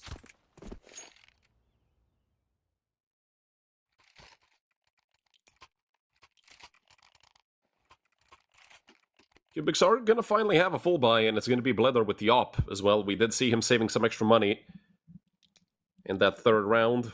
Didn't buy any pistols or anything.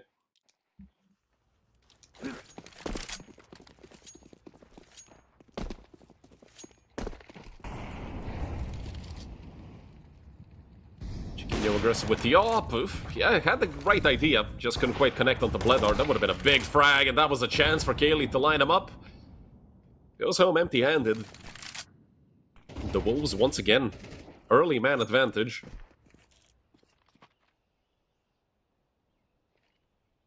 Blether turning around back towards mid. Smoke will be thrown at him, and it is going to cover Khan, so Blether has to turn the other way. Amar, in the meantime, look at this aggression. Nobody's ready for this. Well, that's unfortunate. A desk probably was hit because of that. I mean, a tough situation to miss your spray in. Unfortunate. But I'm sure, I mean, Amar is a pro player. He is going to forget about that as soon as possible. Blether missing his shot once again. I mean, Blether hasn't been hitting anything since he bought this up. And then he's going to shut me right up and miss again. Okay, so Chiquinho down. Actually, Mateos goes down as well. It's a 3v2. It was a, what, 2v4, 2v5? I don't know if that player died before it became a 2v5, but I don't think it matters. There's no chance that Cubix go for this. They do have a kit. Trippy has a Molotov. The only problem is he's in T-spawn. And, well, if Cubix do attempt to retake this that late, they're probably just going to get themselves killed, lose these guns for no reason. And their next round is going to be even weaker than it's already going to be. But if they can save the op and the M4, okay, that's going to be some good weaponry to take into the next round. And they, well, might even see Tapeware and take him down. 8 HP, he wants to stand as far away as possible. And no further lives lost. I did hear, oh, it's a technical pause. Should I lose my mind immediately? Should I not wait? Like, I hope it's not a 20-minute technical pause. Do we just start, like, you know, singing and saying random stuff? I'll wait a little bit. We can actually get some analysis, which is my job, which so far, I mean, the Wolves are showing us an amazing T-side. Cubix simply just getting outshot. I mean, or rather outshot, out-aimed. With the much better shooting on the side of the Wolves, but that can always change. I mean, Balkan teams are known for being consistent, so you're either losing 6 rounds in a row or you're winning 6 rounds in a row. So far, Cubix have lost 4. With this good streak going the way of the Copenhagen Wolves. And attack pause immediately called by Cubix.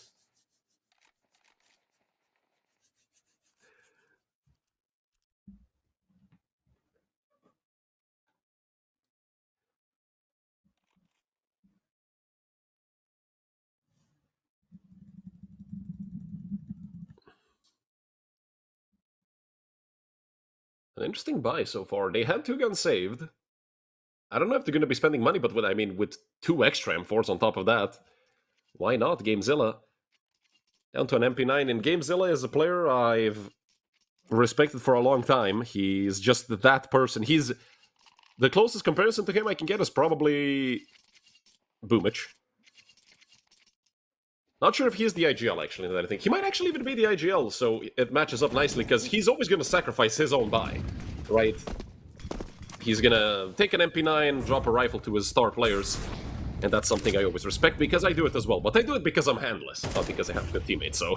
Mateos going forward, 1 player there. Oh, does he know about the second? There's some more in the smoke. This could be dangerous. Never mind. Tapeware fully aware of it, and oh my goodness, I mean, the Wolves are hunting tonight. Or rather today, I mean, it's literally 12:43 for me, and Bledar. Finally, some action with the op, but it's a 2v4. Steps into the molly, just confirms his position even further. Nade thrown towards him. Luckily not too much damage onto Bledar, but is this another save for Cubix? They spent all of their money once again. And it's going to be Bledar and Kaylee just to group up.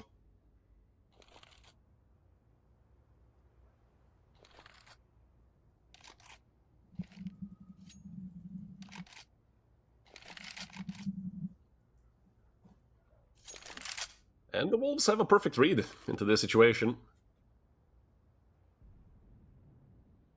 Molly over on the balcony, actually, I believe. Flashes on the bomb site if you're following the radar. So it doesn't seem like I'm crazy. And with the B side being open, Cubix already committed to the save. It is going to be a 5-0 start for the Copenhagen Wolves. As I said, I think that the Wolves, out of all the 8 teams here in the playoffs, are the only ones in the top 100, actually. I mean, a quick HLTV search could just tell me if I'm right or wrong. Yep, the Wolves are the only ones in the top 100. Well, 96 by world ranking, 102 by Valve ranking, which, you know, Valve ranking kind of sucks now. Right behind them are Kono, 111 by HLTV, 112 is Tricked, and 148 are the Young Ninjas. And if I'm not mistaken, the Young Ninjas got their asses kicked by Tricked. 13-3, 13-11, so. Still, a bit of a way to go for the NIP Academy roster. They're going to have a chance in the lower bracket. They are up against Viperio, which are a dangerous team. And I mean, they barely lost to Astralis Talent. I mean, it was 13-10, 13-11, so that was a close game. And of course, Kono. What is Valve ranking? Valve ranking is the system introduced by Valve that makes absolutely no sense for ranking teams. Imagine RMR, but it makes absolutely zero sense. That is about what I mean. It's not literally. It's just Valve points. You win tournament, you win game, you get better. You get a better placement, and then you lose games, you lose points. Simple as that. Although in practice, it's not that simple. Speaking of simple things, Gamezilla. Oh, never mind. The flash is perfect, but unfortunately, a molly was thrown at his feet. They thought he would have like a easy job spraying down these players. Unfortunately, the Wolves were ready for him. But a 1-for-1 trade, I mean, this is a much better start already than any of the previous rounds for Cubix.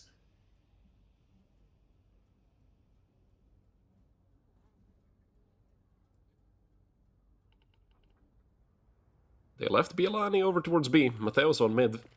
Just trying to get somebody off guard, but Kaylee is already in a good position, but look at Mateos. He is ready for it, and Kaylee gets pushed forward. Mateos, what a flick. Takes down Kaylee. It's actually Tapeware who got the frag. Surprisingly, it looked like it was Mateos' frag all day long. Flash into Khan with the smoke over there towards top Khan is just Amar and Bledar once again.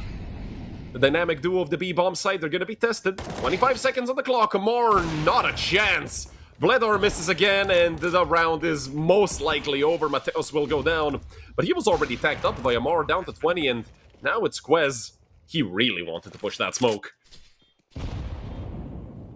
But he will hold off on it. And it's going to be Trippy and Bledar for, what, the 3rd time to just save? It's been hella unfortunate here for Cubix, but I mean, they lose a bomb site, and there's no chance at retaking, because they don't lose it slowly, right? It's not like, okay, it's a 1-for-1, 2-for-1, then a 2-for-2, 2-for-3. No. The Wolves get a frag, maybe it gets traded, and then they get 2 more, and the round is over. I think it might be time for another timeout if I'm Cubix, or maybe they can wait out on it, because they can, you know, have a somewhat of a buy. Bledar can actually drop 2 M4s. And Kaylee can buy for himself, so this should be another full buy. There's actually going to be Bledar dropping 1 and then Trippy dropping another. Okay, well, Bledar does need his utility. He is the op, needs to make space for himself.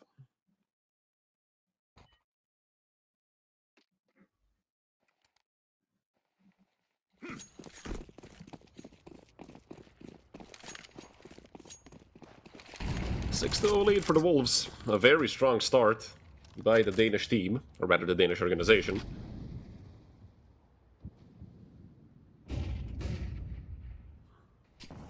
This time it's going to be the Wolves splitting A relatively quickly, actually. Tapeware is very close already into connector. But with the smoke up there, they're going to have to wait a little bit on it. Look at how passive Cubix are. They've started to give the Wolves the respect they should have had since the beginning of the map. Good nade onto Quest, going to take him down to half HP, and Trippy finally. It's going to be a man advantage for Cubix. We haven't seen this so far. Kaylee with another 5-8-3. This has to be the first round for Cubix. Simply not enough space on the side of the Wolves, apart from Mateos, who has lurked into ladder.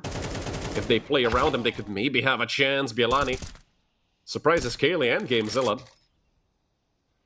I'm surprised that nobody was watching Palace.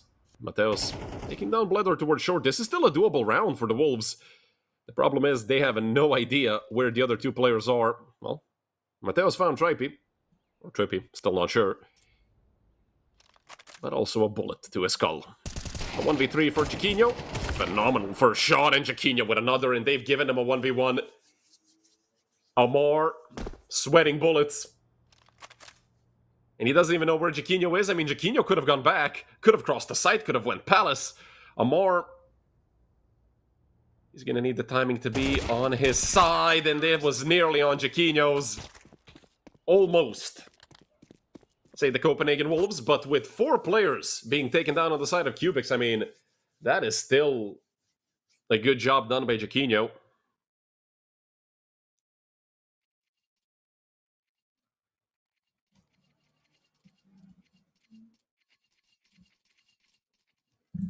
A good bit of economic damage. And the Wolves are still looking good with their money. They're going to have another full buy, even if they do lose this round, so... A long way between Cubix and a comeback. Mateo's just getting destroyed from the smoke, down to 30 HP. Luckily for him, still alive. And Bielani. This is a very annoying angle to clear, because you're exposing yourself to multiple angles, but not if you ask Kaylee. Just gonna swing Amar as well. They're being aggressive. Where's the stairs smoke and the cross smoke? They have full utility on Quez, and Quez just dies with 4 grenades. The IGL and Coach and me are very pissed right now, but it's a 2v3 and a doable situation. Chiquinho, unfortunate. The tabs do not connect, it's just Mateos. 1v3 not gonna happen. And round number 2 on the board for Cubix. Starting to chain some rounds together. Although it's gonna be another full buy for the Copenhagen Wolves. A Galil for Chiquinho. The money is... cracked. I mean, if the Wolves lose this round, even if they win it, but they lose quite a few players, their money is going to be bad. So a big chance for Cubix to turn around this entire first half, essentially. All the work that the Wolves have put in could be erased if Cubix are able to win this round. Bledor comes away from the flash, does have a gap above the smoke, and just going to perfectly follow Mateos through it. Not sure if he threw that for himself or if somebody threw it, but the gap was there. And not sure why you'd even be jumping if there's a smoke there. Yeah, it doesn't matter. I mean, it does matter. It's a 5v4 in favor of Cubix.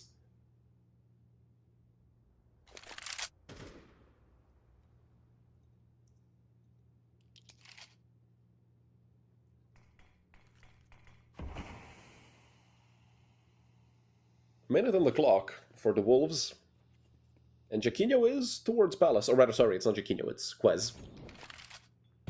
With Kaylee right in front of him, 2 more players on the A bomb site. If the Wolves can somehow figure that out, which I don't know how they could do it, but hey, I mean, they've been reading the game perfectly so far. If they can at least eliminate one of these 3 players, they're going to put him into a shuffle, and at that point, you can catch some gaps in the defense. Of course, you have to somehow pull off that first frag, Trippy.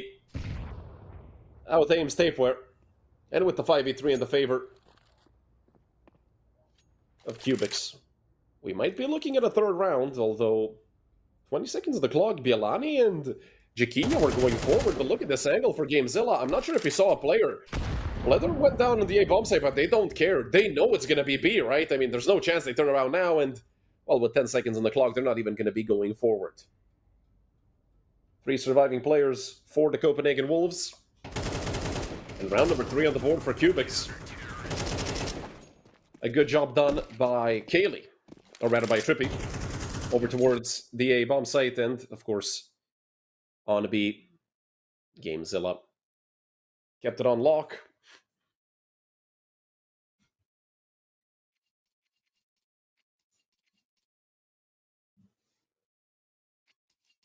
Ooh, another. Well, yeah, they have to spend money, actually. I was going to be surprised about the Wolves spending money, but I forgot they had 3 players saving. So a tech in the Deagle, alongside 3 rifles. One of those is the Deagle in the hands of the Copenhagen Wolves top fragger, Mateus. Yeah, that's a nice craft. I like these crafts that people have come up with those lightning bolts and everything. They think this is purple energy, something along those lines. I'm only good with like old school stickers. I'm not good with the new ones.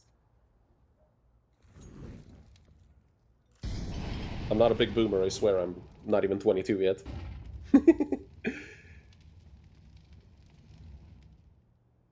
Bladder has a good angle towards short, although he's just gonna leave it be. Gonna let Tamar take that part of the map, and see, this is the gaps I was talking about. They're gonna be smoking window though, so they're not gonna be using it. Trippy is here as well, so even if they did boost the player up, he probably would have had a kill. The problem is, he is looking both towards Khan, jungle, and towards ladder. There's a chance he misses some timings. Of course, not towards ladder unless Amar goes down. So he should be fine. This round feels very, very awkward for the Wolves. I mean, they have mid control, but you have nothing else. 5 of their players are on mid, and they aren't really progressing, they aren't moving up. Trippy has a very strong angle against this. Bledar, easy frag for him. Quest goes down, and a 5v4 for Cubix. 20 seconds on the clock, the Wolves have to go forward. I mean, there's no waiting now, you've already used up all the waiting time you had. Trippy immediately greeds for that AK. Contrary to popular belief, greed is not good. Jaquinho with another. Kaylee, wild spray completely misses. And a 2v1, but no time, luckily for Cubix. The Wolves waited for too long, although, what the hell was that?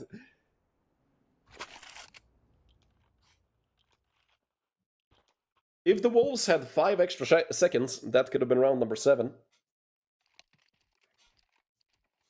Although they did sit on mid for like about 50 seconds scratching their heads.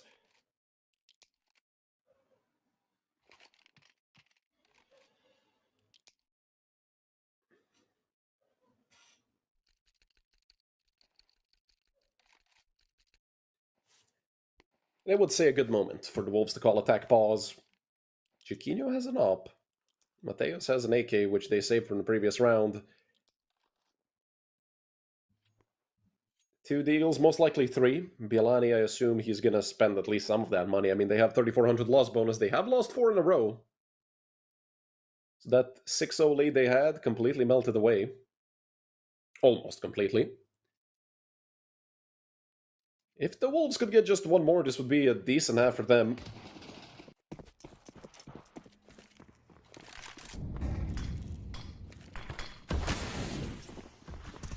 Let her get smoked off, and once again, it's the Wolves putting a lot of pressure towards mid, but this time they have split up a little bit.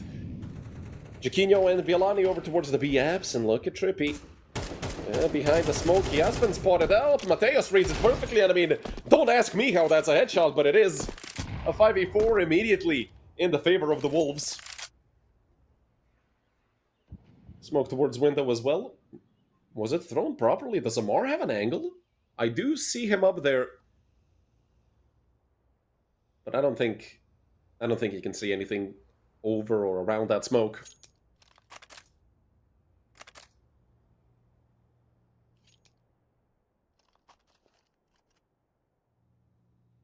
And look in the meantime what Kaylee has done. I like when players activate. The problem is, he pushed A. He knows that A ramp and most likely Palace are completely clear. The problem is, the Wolves want to attack through Con, although Kaylee, I would love if we could see Kaylee in this moment. His POV here is worth its weight in gold. Finds 1 kill, but still doesn't have the proper info. Bledar, he doesn't expect these players to be so close, and he nearly goes down because of it. They shouldn't really be peeking him. They know it's the op, down to 20 HP. A 4 versus 4 post plant. The only problem is Quest has a pistol, but his position is very strong, and Jaquinho takes down Gamezilla. Might even be cost to save Cubix. They don't have money, but it is The second to last round of the half. Mateos with a great angle over towards Ticket. Smoke thrown by Amar. Mateos goes down. Kaylee on the flank, but do they have enough time? 14, 13 seconds left. Jaquinho misses. They're on the bomb. 3 seconds. 2 seconds. Kaylee defusing. Can they find him through the smoke? Yes, they can. Jaquinho in taper now. It's Amar, but he gets stopped as well. Jaquinho with the op. A triple kill. Through all the smokes, all the chaos. Jaquinho stays cool as ice.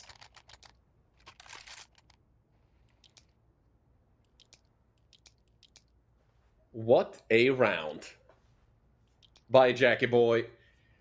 And 7-4 lead for the Wolves, as well as a horrid-looking buy on the side of Cubix. 2 M4s, a FAMAS, an MP9, and a Deagle, alongside, what, 5 pieces of utility? 4 now that they've thrown one already. And they have to be aggressive towards mid. I mean, you know that they love pressing mid on the side of the Copenhagen Wolves. You have to press it right back. I mean, you have the weaker weaponry, and they've already lost one of the only 2 M4s they had.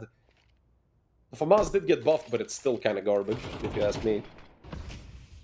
Should have just bought an MP9 in utility, I guess.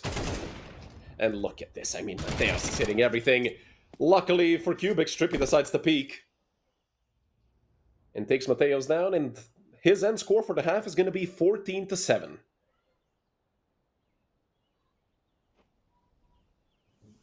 The only other player in the double digits apart from him is Jaquinho, who got a triple kill last round, which boosted his score up massively.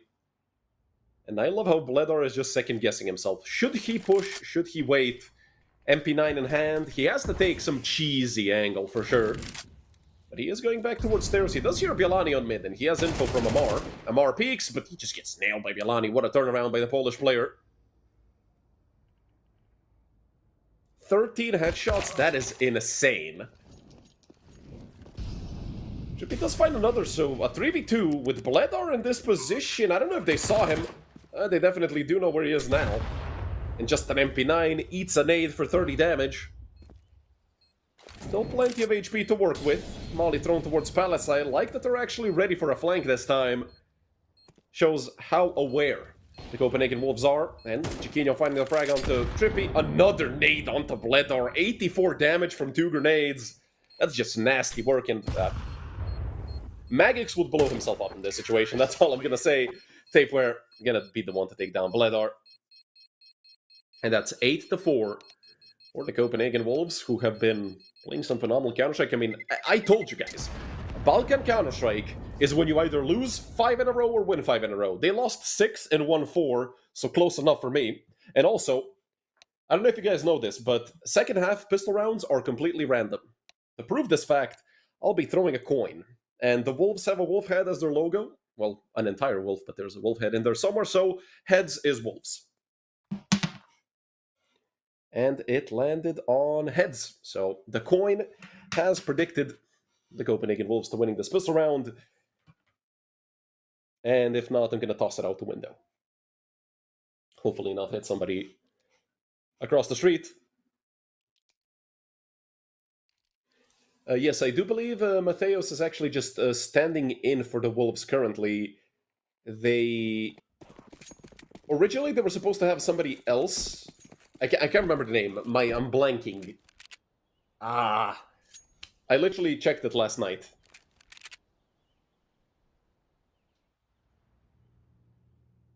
But let's see.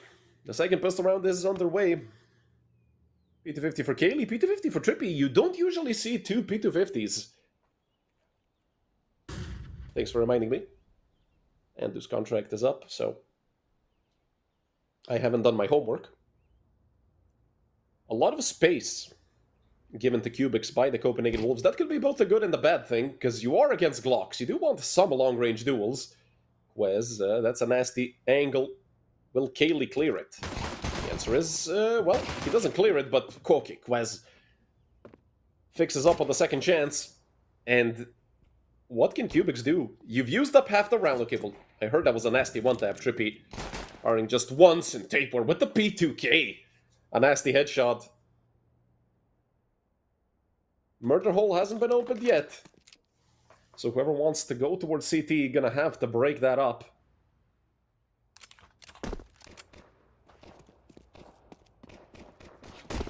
They're going forward finally through Khan, but is it too late? Mateos goes 1 for 1. Mateos with another. Can he get the 3K? The answer is no. A 1v2 for Amar. They know exactly where he is, and he's down to 25 HP. The bomb has been picked up. But, I mean, this is a... God. It was a crossfire. A phenomenal round by Mateos. Picking up 2 extra kills, making it 16-8. Keeping up with that +2. Or rather, 2.0 KD. He's not +2, he's +8.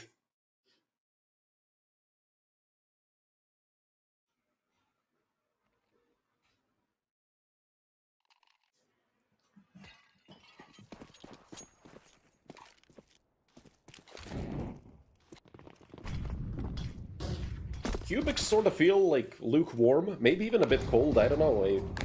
I was expecting them to make this a lot closer, but it's still just 9-4. If you were following earlier today, 6-2, 11-7, it doesn't matter. You can always turn that around. Yelani. Over on shore, Jaquinho here, but Bielani finding actually just 1 kill. Jaquinho was there, and Bielani just going forward. I mean, they've missed him like 10 times from bench. That was a catastrophe by Cubix. A 10-4 lead for the Copenhagen Wolves. 2 kills for Quest, 2 for Bielani.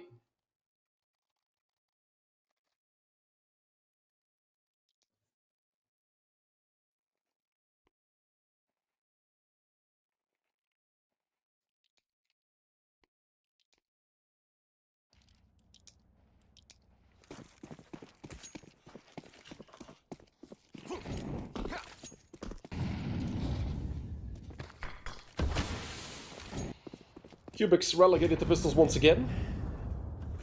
And Trippy is already dead. Mateos keeping up, what is it, 90-something% headshot? We're gonna have to check that on HLTV later. Mateos with another... it wasn't a headshot. Finally, some body shot kills for him, but goes right back to clicking heads. Oh my goodness, 19-8. That is absolutely insane. Bielani should finish off GameZilla. I mean, this... Okay, it is picked by the Wolves, so they were fully ready to play like this, but this is sort of a, puggy map. It's kind of, face it, when you can just run around and shoot, right? It's not like... I would love to make... What's the best comparison for, 19 kills, 17 headshots? Yikes. And another timeout by the Wolves. These are timeouts that would legitimately piss me off if I was on the other side. Why the hell are you calling a timeout? It's 11-4. You just had... You're being carried by Mateos, okay? Although Jaquinho has been playing a pretty good game so far. Everybody are hitting their shots. I mean, Bielani on short, around the go. It's easy to play when you have one player leading the charge, the way Mateos is right now. And the Wolves are using that to their advantage. We've seen great players, Nico, Simple, Zaiwu from time to time, because Zaiwu has a better supporting cast, not because he's a worse player, carry their teams on their back and they still end up losing. Yeah, leading 11-4, yeah.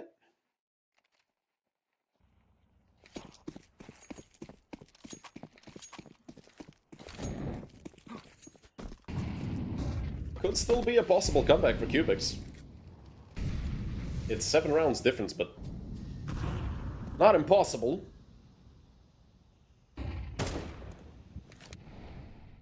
But they still need to wake up. There's once again completely aggressive, and they're letting him run around however he wants. Finally, somebody is going to stop him. Amar right behind Trippy in the matter of kills. And speaking of Trippy, a great headshot to open up the A-bomb site. Bielani swings aggressively.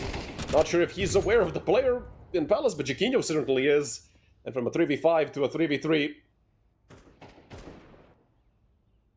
Once again, even with the good start in this round by Cubix, they just start completely falling apart.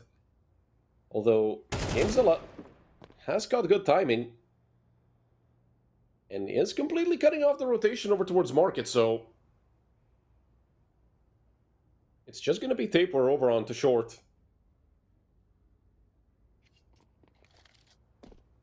And I don't know if they spotted him out. Oh, Tapeware. Oh, the timing is so good for him. The FAMAS in hand, and even with it, Tapeware picks up 2, leaving just GameZilla completely alone.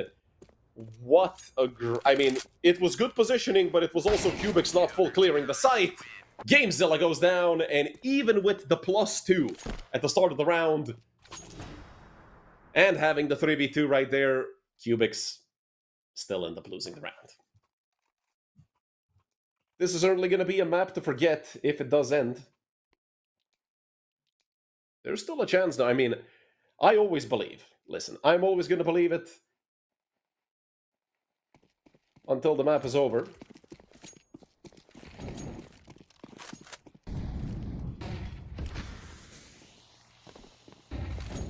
But if you look at the buy on the side of Cubix, they do have 5 rifles, but they don't have any utility.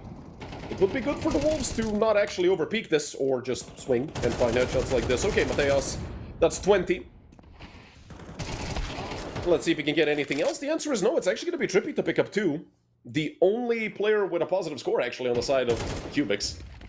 And it is a 2v4. I mean, if they lose this, that's going to be absolutely depressing. Luckily, a triple kill for Trippy.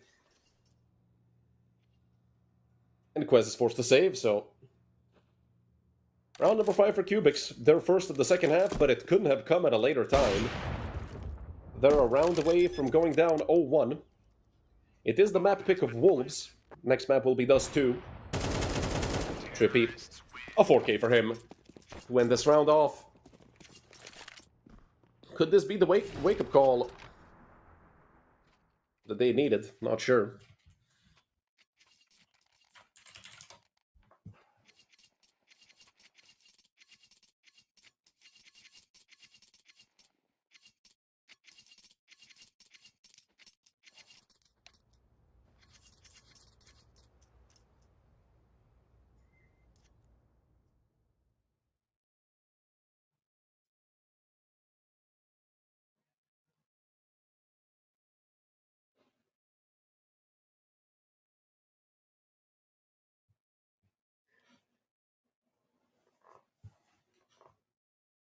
The Wolves using a tactical pause once again.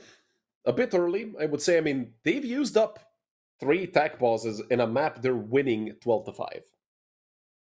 Obviously, you want to get it over with as fast as possible. I do understand it from that side, but they only have 1 to try and stop any momentum that Cubix might pick up off of that trippy 4K.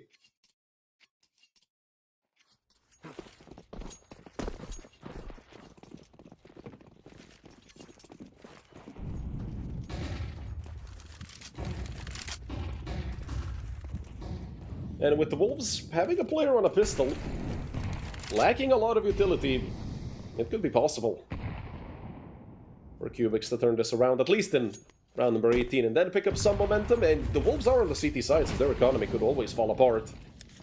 It could fall apart right after this round, actually, so... The Wolves not in the clear just yet, although they do only need 1 round. Tapeware, look at how aware he is, but he is actually just going to go right past Kaylee. Tapeware, who's also had a pretty good game. But that could be said about anyone on the side of the Copenhagen Wolves. Bledar more than ready for that flank, although Tapeware has taken down Kaylee. And now they know there's a player in window. Good frag by Jaquinho. Only 3 more kills needed for the side of the Copenhagen Wolves to end off this map. Well, we might see another 4K from Trippy, it's possible. Trippy just going forward. Oh, he has been spotted out, but Tapeware goes down. Bialani, tough spray, doesn't pick up 2. It would have been gorgeous for the Wolves if he could get 2 kills right there, but only good for 1 and some extra damage onto Amar. Jaquinho and Quez up in the retake, 2v2 against Amar and Bledar. And 1 player is coming from short, 1 from apps, which could mean an easy kill for Bledar's op. Unless Jaquinho ends up being quicker than him, which is always possible. Jaquinho slowly going forward. He does see 1 player over towards backside, but Bledar peeks. Now they have the full info. Quez struggling a little bit. Gonna be nading backside immediately. Switches over to the USP, picks up the M4. Only 5 bullets. Not sure if he checked, but Amar has just won this round. 6 on the board for Cubix. I love the fact that we actually have a numbered timer on the HUD. Instead of like a green line going into a yellow, going into an orange, going into a red line. That's the best thing I've ever seen. And I absolutely love it. Makes it so much easier to cast and watch. Cubix still a long way away from overtime. They need 6 more. All of them need to be in a row. Otherwise, the Wolves are going to be up 1-0.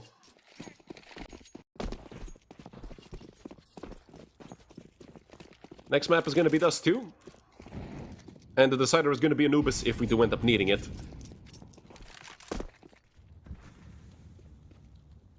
Oh, Bielani.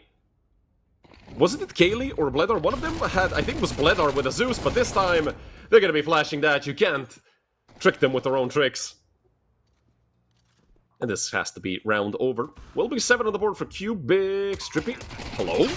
100. Okay, well, Jaquinho, unfortunate. 99. Oh my god.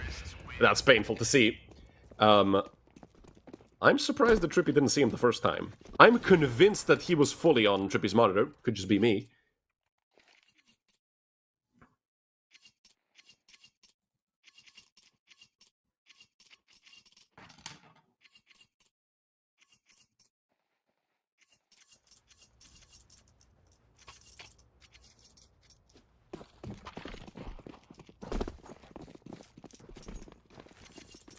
It seems that, hopefully I don't jinx it, but it seems that Cubix have found a way to sort of disable Mateos. We haven't really seen him do anything in the past few rounds. He went from like a 20 and a 9 score to 20 and 12, so a complete shutout last 3 rounds by Cubix.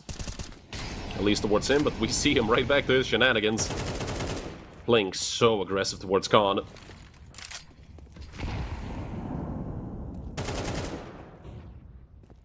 Kimzella. Oh, Bielani is boosted up as well. He's looking to find a frag onto ladder. This is so timings left and right. Who's gonna find who? Tapor just goes forward, and it's Quest to peek from Khan as well. Gimzilla is able to find one. There's another player on mid to help him out. It's Amar who gets caught off. But not dead just yet. 18 HP for him. Mateos somehow gets the headshot onto Amar. And Gamezilla down to 6 HP. It's him and Trippy to try and save Cubix here on map number 1. Just Trippy with a Mac 10, and, well, they're fully expecting him to be in market. 13-7. The Wolves running over Cubix. They did have that little last hurrah there with those last few rounds, but it was really the Copenhagen Wolves show. Next map is going to be Dust 2 in about 10 to 15 minutes, and you guys stay right with us.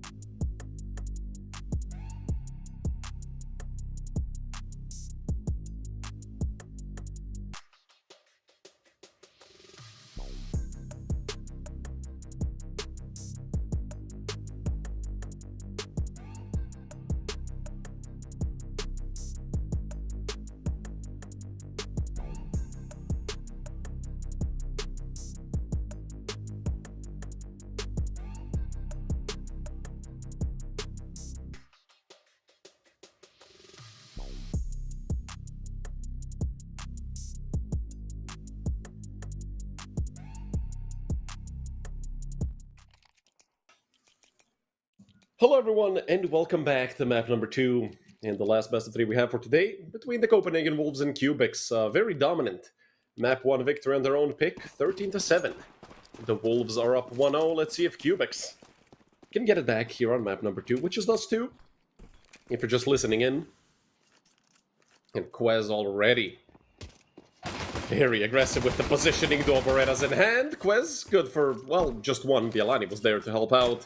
And already starting off this round very nicely for the Wolves. Although nothing's over just yet. Gamezilla with 1. Let's take down Mateos. And I think this is the first time this whole best of 3 we've seen him with a negative score. First map, it was absolute domination from the Croatian. Will the Wolves need a performance like that from him once again? So, not ready for Gamezilla, although aim punch, Gamezilla unfortunately stood no chance. The bomb is getting planted on A. I like what the Wolves have done with making sure they can clear out that player in mid, but, I mean, in doing so, they've left both bomb sites open. Scaly and Trippy.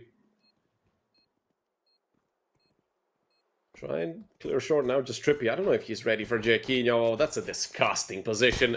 He's going to turn around. Keely needs a lot of help on the bomb side, and that is just nasty. A phenomenal retake by the Wolves. And a 1-0 lead. To start off map 2 with a bang, or rather lack thereof, considering they're defusing the bomb. If anything, Cubix did get the bomb down. 3 kills for Quez. A phenomenal job by the former Sashi player, who is still rocking his old picture, although, I mean, the HUD pictures are usually the ones from HLTV, so... Or if they're provided by the teams themselves. I'm certain he's going to have a photo shoot soon with the Copenhagen Wolves, a full buy. Of course, a rather more of a force for the side of Cubix.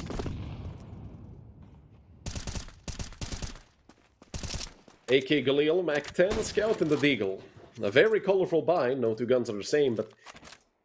They're missing so much utility. They only have 2 smokes and a Molotov, which, no joke, might be just enough. They're missing just 1 flash, I'd say, to have a decent execute over here. They tried to swing Mateos and Giacchino. I was gonna say they're having none of it. They're having some of it. The 2-for-2 trade with some extra damage. And they still kept the molly on Amar, which is just gonna be tossed over towards short. 30 seconds on the bomb already. It's a matter of, will the Wolves even attempt this? It might be better for the Danish team to save. With 20 seconds left on the bomb, they don't really have much choice. Although they're still going forward. They don't have a kit. I mean, this round is already over. They're just throwing guns away at this point. Bialani picking up 1. They do know these players are stuck towards the site. Amar going to take out Bialani, leaving just Stapeware to save. Interesting to just throw 2 guns away for no reason. I do assume they tried to take away as many from Cubix as they could, but you're the ones that are on the back foot in this situation. CT side, losing the second round after winning pistol.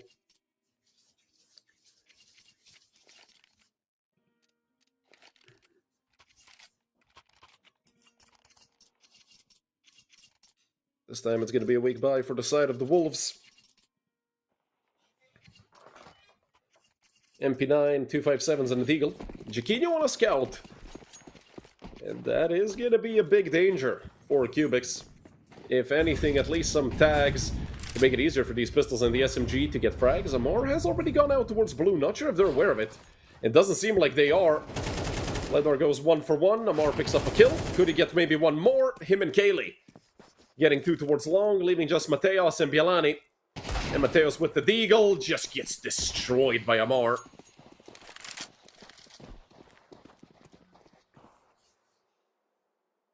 That just leaves Bialani, but 2 players pushing CT. Amar really wanted that kill, really wanted the triple as well. 6-1 start for Amar, and a 2-1 lead for Cubix. Soon to be 3-1. Hopefully, I didn't jinx it. Considering the Wolves are going to be on 4 USPs and a P2K, because Tapeware is the odd one out, and that's it.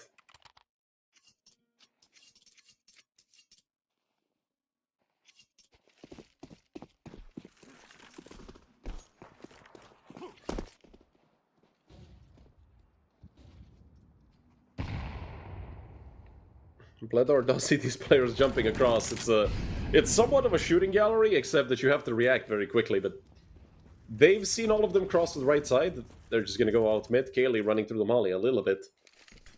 5 of them towards long, and Kaylee has all the information. Decides not to shoot.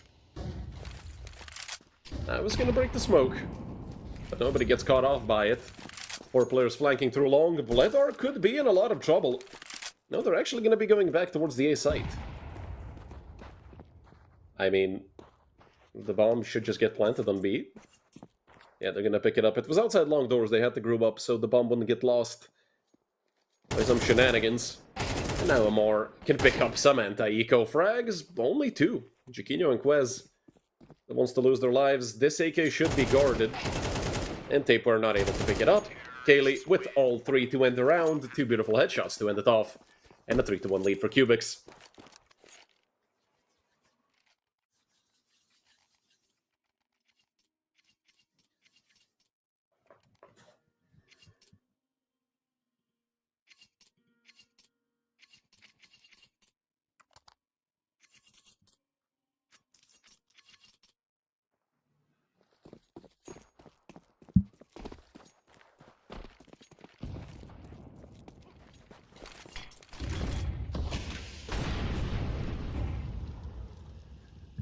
Oh, Bledar hasn't been mollied properly. Or rather, it's the smoke that they threw. Even if they did throw it deep, he still would have had that gap. Or it would have just put out the smoke completely.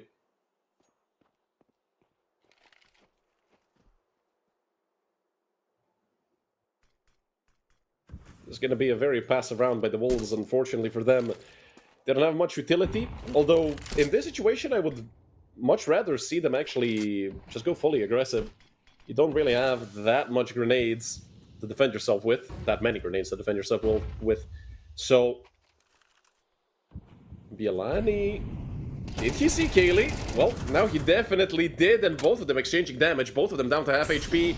And now it's Quest behind the smoke. He has been mollied off. 1 frag going each side. And now it's Amar to pick the smoke and take him down. A 4v3 that should end with the Copenhagen Wolves saving. And with Cubix being up 4-1.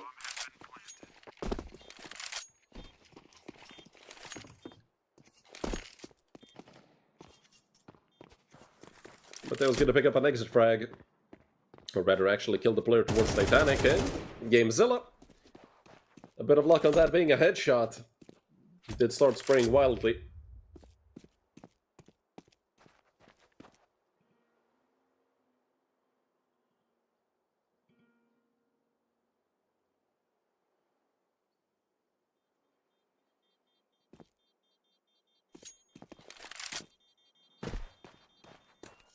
Gamezilla shouldn't find anyone, unless he runs into Jaquinho. He's still going forward. Jaquinho shoots him in the back. Gamezilla might die to his own Molotov. Yeah, that's unfortunate. But hey, that's $300 less for the enemy team.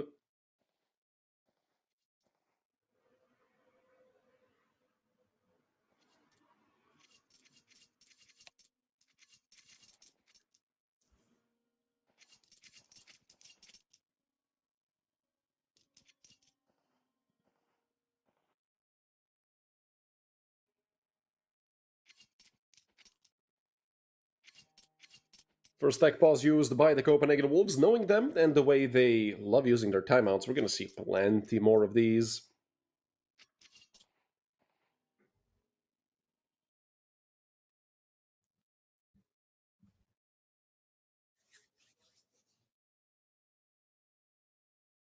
I see a Deagle and 2 M4s on the side of the Wolves. Probably just going to see another few Deagles, or maybe 5-7s. And then the Wolves in the next round are going to have a full buy. But this is a very good start for Cubix. And if this continues, I mean, we might even see a really dominant half. Maybe even a bit more dominant than what we saw from the Wolves on map number 1. Anything's possible. And Bledar already posted up on this angle. Taper is on the other side. Let's see if he's going to jump up and get shot by an optive. Trippy, why is he going first? They could have maybe gotten the kill with the up, but it doesn't matter. Okay, Trippy... I mean, I don't know why I'm asking you why the entry fragger's going first. I was gonna ask why Bledar wasn't getting that killed, and now Mateos with the... Oh no, they're selling. Oh no, they're selling the pistols. The bomb is dropped on the site. How are they planting the bomb with only one player on the site? Hello? What? Oh, no. And Mateos finds the frag with the op. Now it's just Amar. He has been having a great game so far, and he has plenty of time. Over a minute on the clock, but the bomb is still dropped, so he really has to kill Bialani in this round. There's no way around it. Could throw a nade at him. Does have that piece of utility with him. Has the flash as well, and miss spray. Bialani swings him. Wanted to bring the fight over to Amar, and, well, Cubix. I can't say they got ecoed. It was 2 M4s, but they lost this round to players with pistols. A great flank by Mateos, and a good job to Bialani.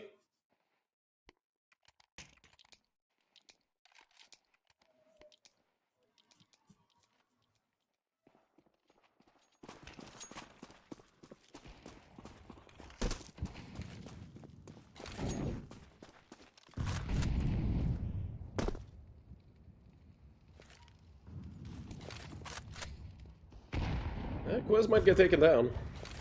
He is being a bit too aggressive with that utility, but dropping that smoke just gonna cut off any chances of Amar killing him, unless he gets lucky through the smoke, you never know. And Bledar takes down Jaquinho. Opening up this round nicely for Cubix, a 5v4. Bledar and the rest of his team just gonna group towards short. This could be a bit of a choke point for them, but the utility was missed from CT. I thought somebody had a Molotov. They didn't. Bledar finds one trading. On the side of Quez, although a 3v4 retake is going to be very difficult to happen in this situation unless Tapeware could be the X factor coming out from long. Bialani gets caught off. Trippy finds that kill. And with how far away Quez is, and the flash being thrown, Tapeware knows. This round is over. He's going to go down, and Quez... Could he have been spotted by Bledar? I don't think he was. Because Bledar was going around with a Glock. A good round for Cubix to cut off any chances of the Copenhagen Wolves creating a streak of rounds and maybe coming back and tying this game up. Quez, he might also die right here. Worst timing possible to jump up on that box. A 5-2 lead for Cubix, who are making it possible that we might even see map number 3, but it's still very early to talk about that. I mean, it's 5-2. They can still lose this half, let alone the entire map, so... Unless, of course, we see a massive shooting performance from Amar, for example, who's 11-5. The first player well into the double digits. Tapeware still without a frag.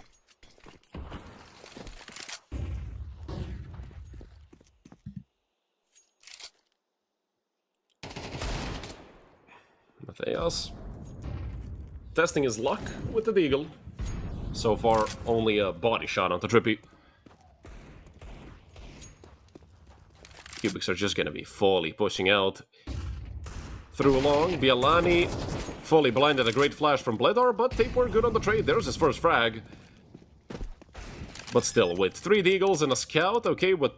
Well, I was going to say the retake is going to be difficult. If they keep hitting these headshots, it might not be that hard after all. Luckily, GameZilla gets the trade. Looks towards CT, finds the kill onto Quest as well. GameZilla had a very weak first map, so it's good to see him get these confidence-boosting frags. Jaquinho goes down as well to GameZilla. Triple kill for Zilla. And round number 6 for Cubix. A lot of momentum is on the side of Cubix, and the Copenhagen Wolves are really gonna need to win this round if they want to cut it off. Otherwise, this is going to be a brutal score. At the half. Up in the hands of Jaquinho. 4 M4s around him. And a few bits of utility lacking. I think it's literally only, what, 1 or 2 grenades. But the Wolves are playing a very interesting CT side so far, and I mean, speaking of interesting, Bialani, he wants to fight. And that fight might be brought over to him. Because there is 3 players in upper tunnel. With Trippy on long, being taken down. Okay, so now that's a lot of the pressure they had towards long. Actually, all of it. completely removed. And we see, I mean, Taper immediately.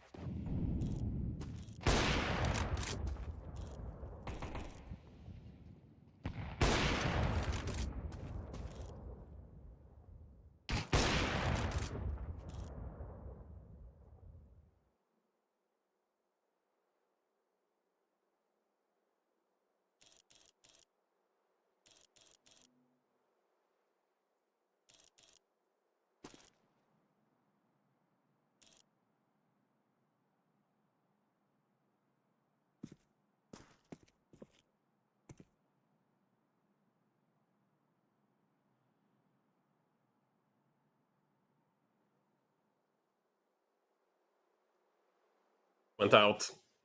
I love internet suppliers, don't you? Hopefully I didn't. But from the looks of it, I've missed the Copenhagen Wolves making a comeback. 6-5 currently and 4 kills for Chiquinho in that last round.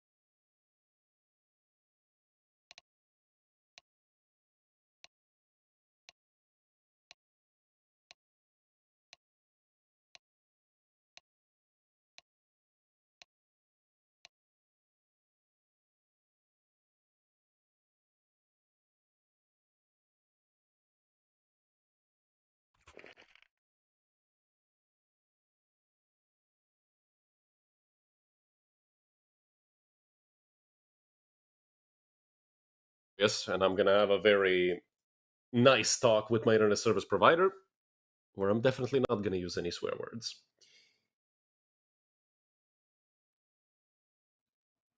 Who the hell has their internet going out at 2 p.m.? 2 in the afternoon, for goodness sake. But hey, hopefully it doesn't go out again, because I'm gonna be hella pissed. A 6-6 half that looked like it could have been 10-2 for Cubix the way it started. Good stack towards me by Cubix won the game and Mateos, but Mateos with another. I don't know if they know about the player car, Kaylee. He can win this round for Cubix, although he jumps the gun, shoots the first person he sees, Bledar goes down as well. And now it's just Amar in the 1v2. Completely alone. Two players around him. They see him towards window. He gets dinked by Tapeware and finished off by Mateos. 12-10 and picking up, I think it was all 4 headshots. Maybe it was 3, but a great job. 4 kills, 190 damage. Got all the hard work done for him. All he had to do was hit a few bullets. And the Wolves are in the lead, I think. This is their first lead ever since they won Pistol, because they were up 1-0, and then they lost quite a few rounds in a row. But a good job by the Wolves to actually have a 6-6 half. Unfortunately, I missed it, so you guys could tell me in chat what exactly happened. What led to Cubix losing that big lead? A forced buy by Cubix, which means that they are, I'm not going to say going all in on this round, but they are investing a lot, and Kaylee completely alone towards B. A completely wrong read for Cubix. It's going to have to be the Kaylee show over towards Tunnel. Luckily with that smoke, is going to deter the Copenhagen Wolves, and that could have been a very good nade. In the end, it only does about 20 damage total.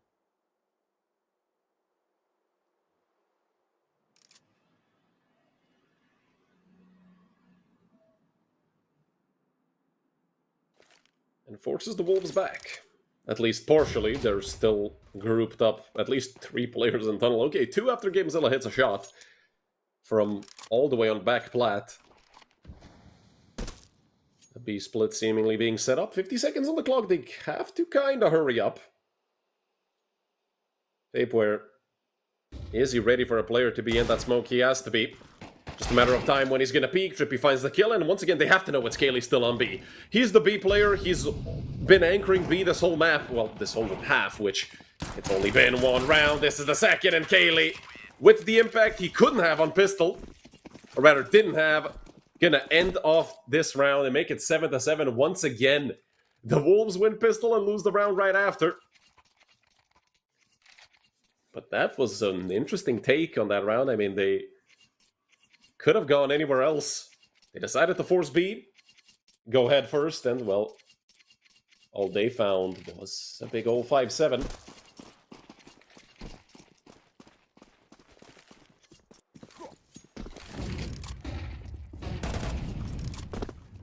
Flashes out towards long. Tapeware fully blinded. Great flash by Gamezilla.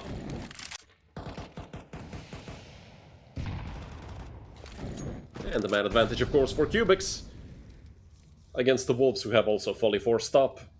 Remaining are 2 Tech-9s and 2 Deagles. But all of them grouping towards short, that could actually be the perfect call in this situation, no? Because Gamezilla is in CT, he's relatively close and he has a headshot angle. Although, considering the fact that he has been given enough time to rotate over into the bomb site. It's Bledar. Picking up 1. Gamezilla should activate from the bomb site. Good flash thrown. And it's actually going to be Bledar to pick up most of these frags. Only 1 going the way of Gamezilla. A triple kill for Bledar. And round number 8 for Cubix.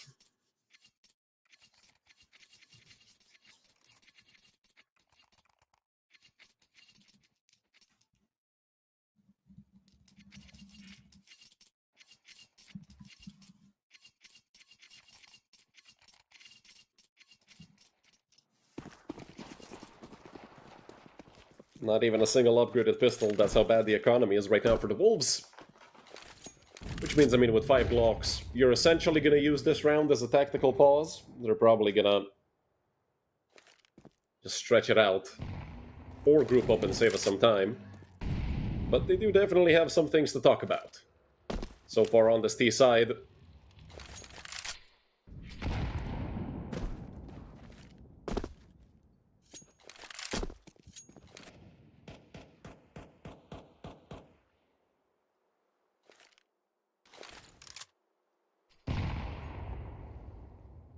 That's a mistiming for Bledar. But it's still just against the Glock. I don't really think Quez can do too much from double door. He can peek, and, well, it's just Galil's galore here on the CT side. Quez goes down as well. Did manage to get a dink off. That could be maybe a kill if Kaylee overpeaks, but he's just going to sit pretty in lower tunnel. The Wolves not really grouping with these Glocks. Mostly spread out, and I mean, there's no way Amar loses a duel to a Glock across the entirety of long, right? Yeah, easy headshot onto Bielani. And Jakina gets cleaned out as well.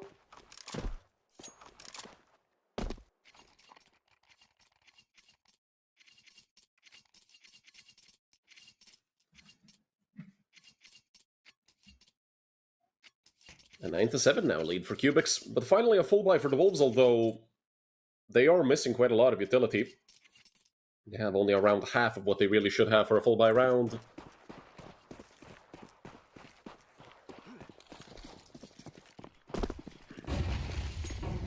Nade thrown onto doors, that could do a lot of damage onto Mateos and Tapeware, but look at the aggression from the Wolves towards long.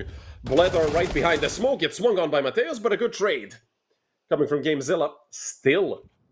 He keeps going forward all the way into pit. Tapeware right behind the smoke, not ready for this. Gamezilla with another.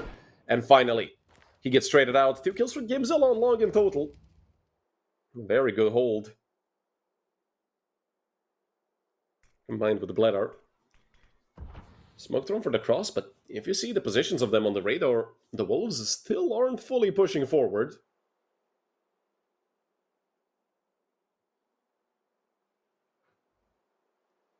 They want to see what's going to happen. If they just leave that smoke to be, and in the meantime, Kaylee is flanking. He is reading this perfectly. Quez is not going to be a factor in this round unless he rotates right now. But it really should be Bielani looking at the doors, right? I mean, you already have a player holding long. It's Jaquinho turning back and forth. They could miss some timings here. They could both go down. If Kaylee's timing is perfect, they should be turning around right about now. Kaylee doesn't pick up a single kill. Now it's a 3v2. And with the fact that he spotted the bomb, they know it's going to be the A bomb site. It's just a matter of what can Quez do. Will he even do anything? He should be dead to Trippy. A 2v2, maybe a post plant unless Jaquinho gets caught on the cross. He does go down, that's the bomb. And that might be the round. Great play by Trippy. A 10-7 lead for Cubix. Once again, an awkward round for the Wolves. Back and forth, indecisive, and it cost them in the end.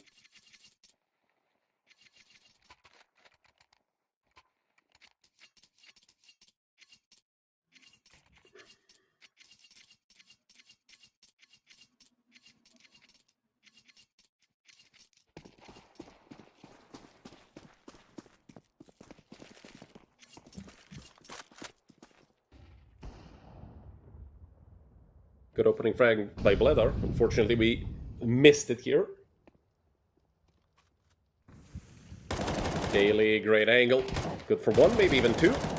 Now a little caught up, and he somehow gets away. 6 HP for him, but does eventually just get out. And also, I do think that nade was missed. Nearly killed himself with the nade, and look at Amar. They're so aggressive, pushing forward into the Wolves. All the confidence is on the side of the Cubix players. And everything right now is pointing towards the map number 3. 2 kills for Amar. Great pushes by Cubix.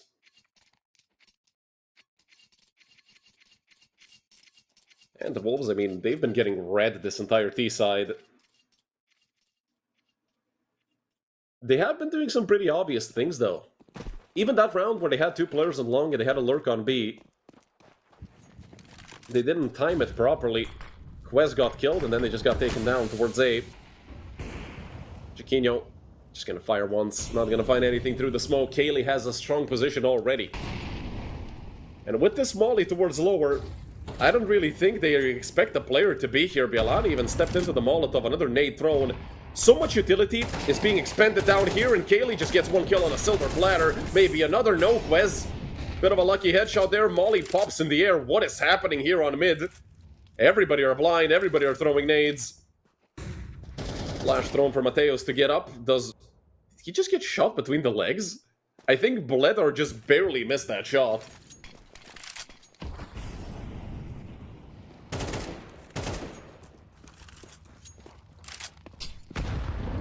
Mateos going forward. One person is here in the Malv's angle. Gamezilla will spot it, and Mateos takes him down.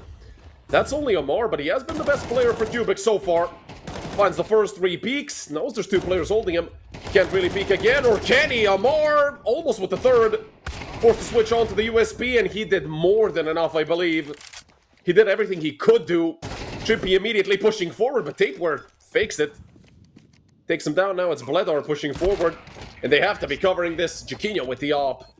This map is not over just yet, ladies and gentlemen. 8 rounds for the Copenhagen Wolves. But, I mean, this was a very chaotic round. As I always say, I have a radar, I have an X-ray, and I have no idea what's going on.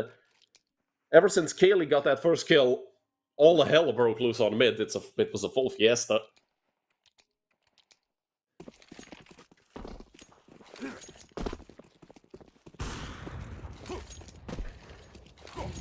Flashes out towards long. Maybe Vilani actually goes out fully. Yeah, he already crossed the blue. Should get some help from Mateos. Smoke on the corner. They are going to group up. This is actually the first time we see the Wolves just get... Well, no, the second time I think we see the Wolves just get given long control without at least some things happening. Maybe a 1-for-1, a 2-for-2.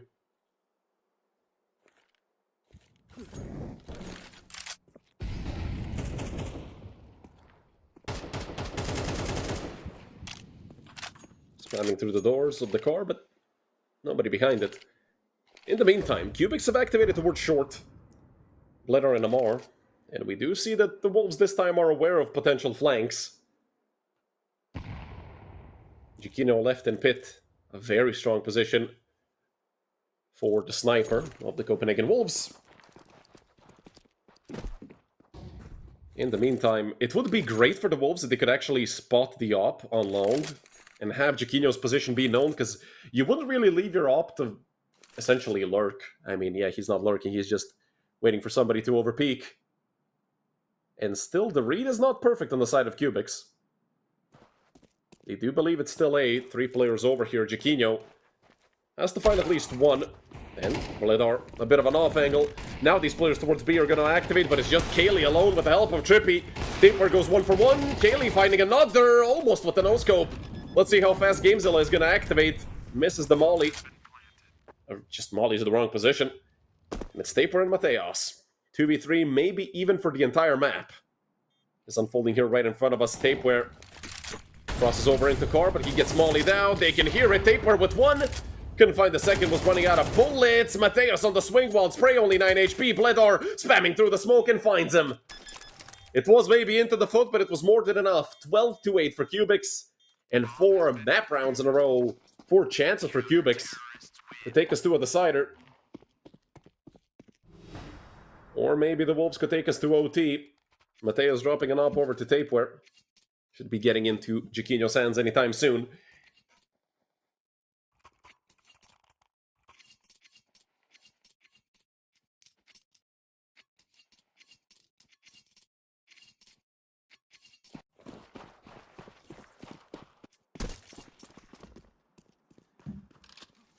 Jaquinho has spotted at least 1 player crossing. Might even be both of them that were spotted out. And so much aggression in this entire CT half by Cubix. And look at this. I mean, Trippy is essentially standing in the Molotov. He has Kaylee right behind him. They're not going to give it a second thought at all. They're just going to fully plus W into the tunnels. Look at all the information they've gathered. Cubix. Well, okay. When you're knife out, then you're very vulnerable. Luckily for the Wolves, Theos did turn around, and they know that Kaylee has been anchoring B. Zella finding 1, but immediately traded once again by Mateos. If he activates and plays the same way he did on map number 1, we might see a comeback of the Wolves, and I mean, 3 headshot kills. What more can you ask from in this point in time if you're the Wolves? And, well, Taper is actually gonna dink his teammate on the back of the head. Luckily, he gets the kill onto Amar as well, and even though they're up 12-8, I mean, look at the money for Cubix.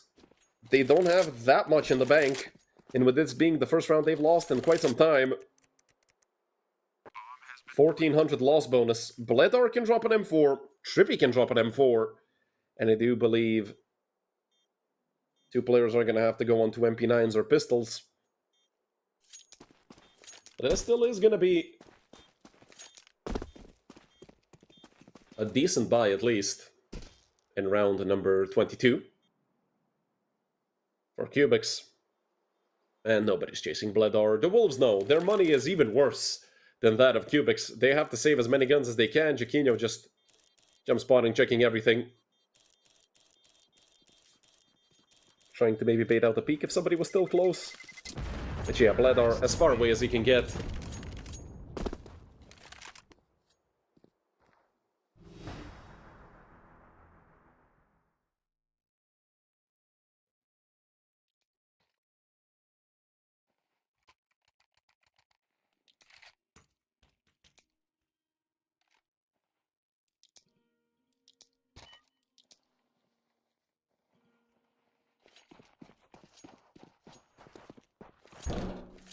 Three more to go. If the Bulls want overtime. The first one probably going to be the easiest of the bunch. Because actually, Cubix didn't even decide to force. They're saving as much money as they can. I honestly quite like this decision. Yeah. Trippy goes down, but Kaylee almost hit the headshot. Did re-peek into Jaquinho. And immediately got punished. And look at the immediate rotation by Cubix. Tapeware. I thought for a second he might have crashed. Or that I might have also lost internet again. That's not the case. Amar just waiting for somebody to swing lower.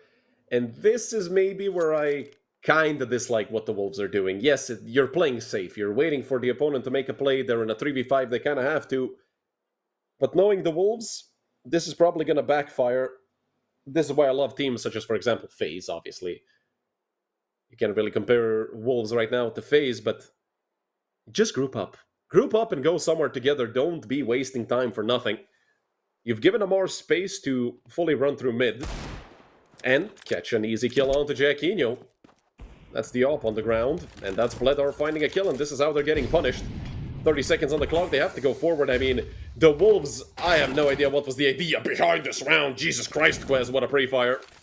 Molly towards the headshot angle on sight, and did they hear the player get ticked by the Molly? The answer is no. Amar with one. This is so complicated for absolutely no reason for the Wolves. Molly thrown, they do know the player is out, and now they have to double peek him. They finally get these kills, but from a 5v3 against pistols and an op to whatever the hell that was, 2 surviving players at the end, the Wolves don't have that much money to play around with.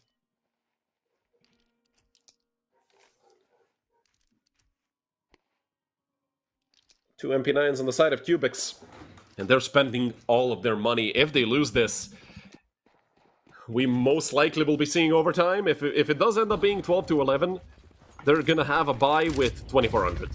And maybe a few extra bucks if they get some kills. Mateos fully blinded. Great flashes from Bledar and Amar finding 2. Okay, so that overtime we were talking about might not happen. Gamezilla extremely aggressive. Going forward, maybe throwing a little bit. I'm not sure about that peak. Luckily, Bledar is there to trade, and a 2v4 with Kaylee taking full T-spawn control after pushing tunnels.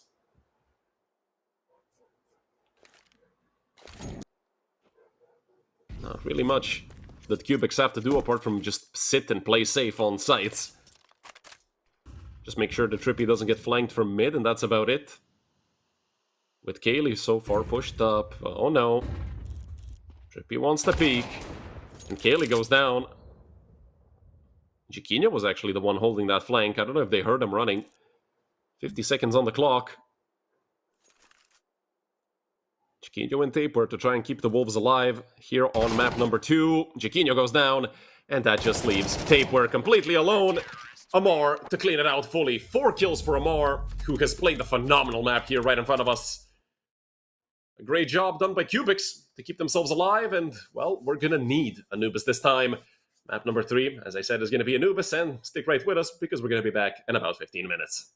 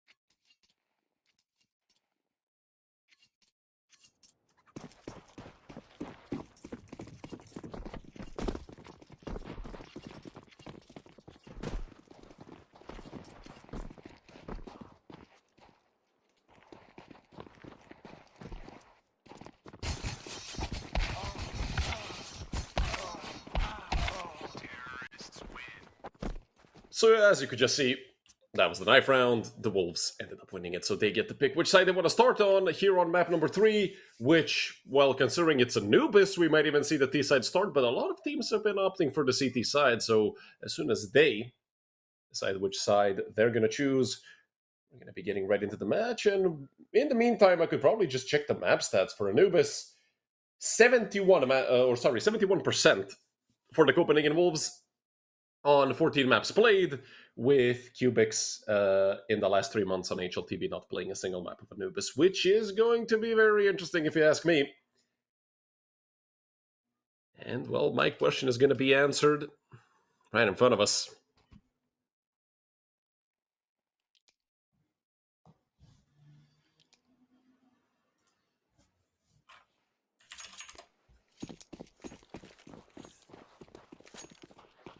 A good first map by Mateus, a good second map by Amor. And essentially all of it is going to be coming down here to Anubis.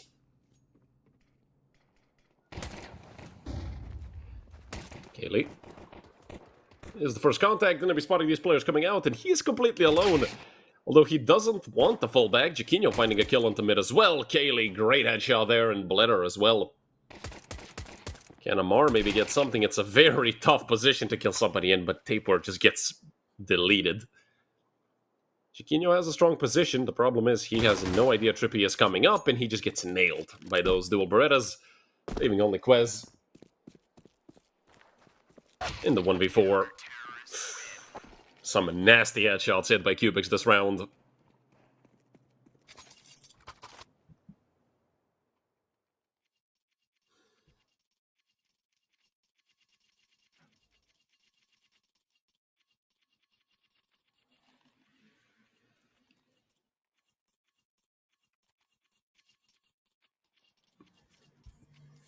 Should really be seeing a force from the Copenhagen Wolves. Just a deagle for Jaquinho. 4 Glocks around him. No Kevlar, no utility. Most likely a second round for Cubix, unless some shenanigans with these pistols happen, and we know that's always possible, so... Look at Gamezilla, pushing all the way through main. Tapeware gets swung on, and now Gamezilla should be falling back down to half HP. A decent grenade to soften these Kevlar-less players up.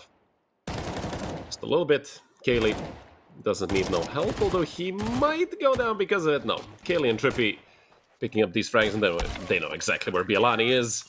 He goes down, only 1 kill. Went the way of the Wolves. Spring cleaning, if you will, for Cubix. Is the Steam spring sale going on right now, or was I think it actually passed, right? Yeah, it probably passed.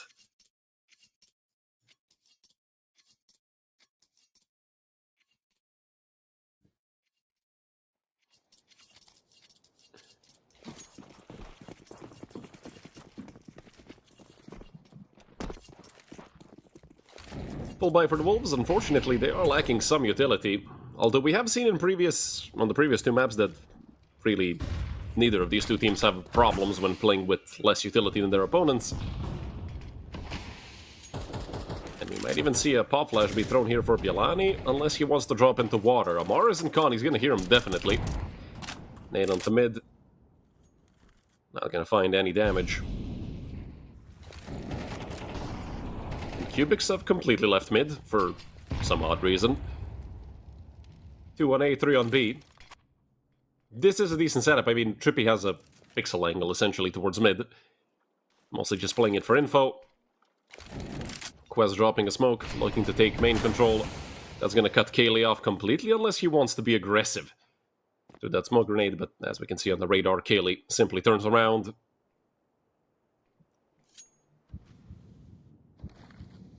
A very slow round by the Copenhagen Wolves. They've learned to give Cubix their respect. Cubix have definitely earned it.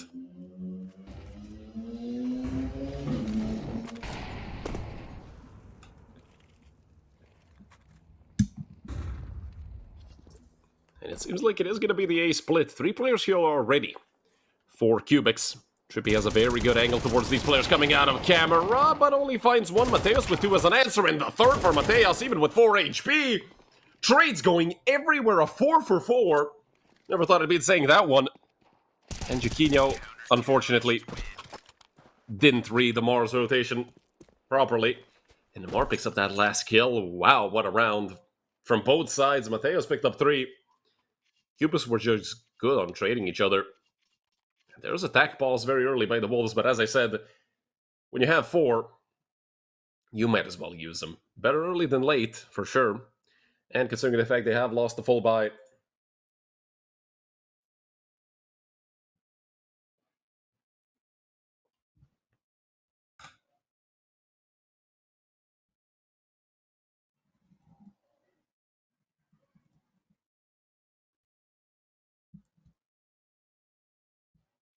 good round by Kaylee, who has proven to be quite a good anchor, although with his great aim, I would prefer to see him on some higher impact positions, somewhere where maybe he could be on, not literally, but be on the both sides of the map when needed. On some quick rotates. But it's also, you know, a 50-50. If they go to Kaylee's site, there's a high chance that Cubix can steal that round away, just based off of Kaylee's great aim. And Damar as well, who has shown us, especially on map number 2, how great of a player he is. On the side of the Wolves, 3 players have yet to find a frag. It's only Mateos and Juquinho on 3 each.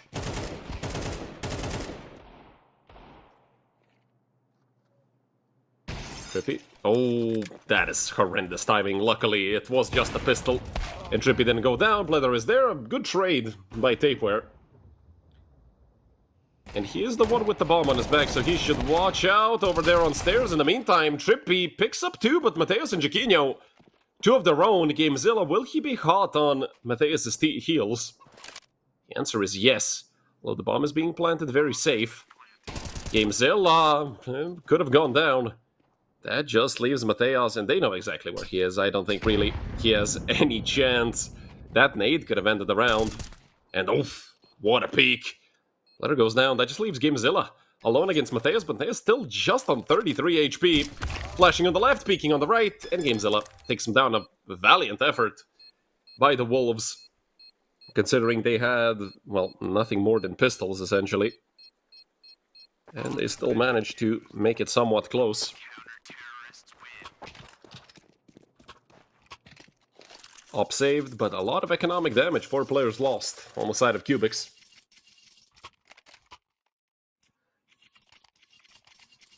And some good momentum being picked up by Cubix. 4-0 lead. Op for Bledar, but they have spent essentially all of their money. With minimal loss bonus, this could be the round that turns it all around for the Wolves, or makes it even worse, depending on what happens. But it just feels like they were so ready to play Mirage, they didn't think about the other maps. I don't know, that's just my feeling right now. Obviously, that's not what happened. But Cubix looking better right now. Apart from Kaylee getting nailed by Quez. And Milani has a good position on mid. It does get dinked though, and that's gonna force Bledar forward. He knows he has to pick one side and commit to it, otherwise he's gonna be dead. When they double peek him, and Tapeware closer than he expects. He's gonna get a second chance. You don't get many of those. He's gonna use it, but a 1-for-1 is simply not enough in a 3v5. Amar and Gamezilla are gonna be saving this time, and I mean, even though they're down 4-1, if we count this round, they're essentially almost fully going to reset Cubix. Yes, they're going to have 2 M4s. Maybe a better rifle if they can upgrade to an AK or an AWP. But on the other side, Juquinho and Tapeware are holding both of the AWPs in this round, so one of them is definitely going to get thrown outside the map. The Cubix are going to be reset, which is not something you want to have happen to you if you're Cubix right now.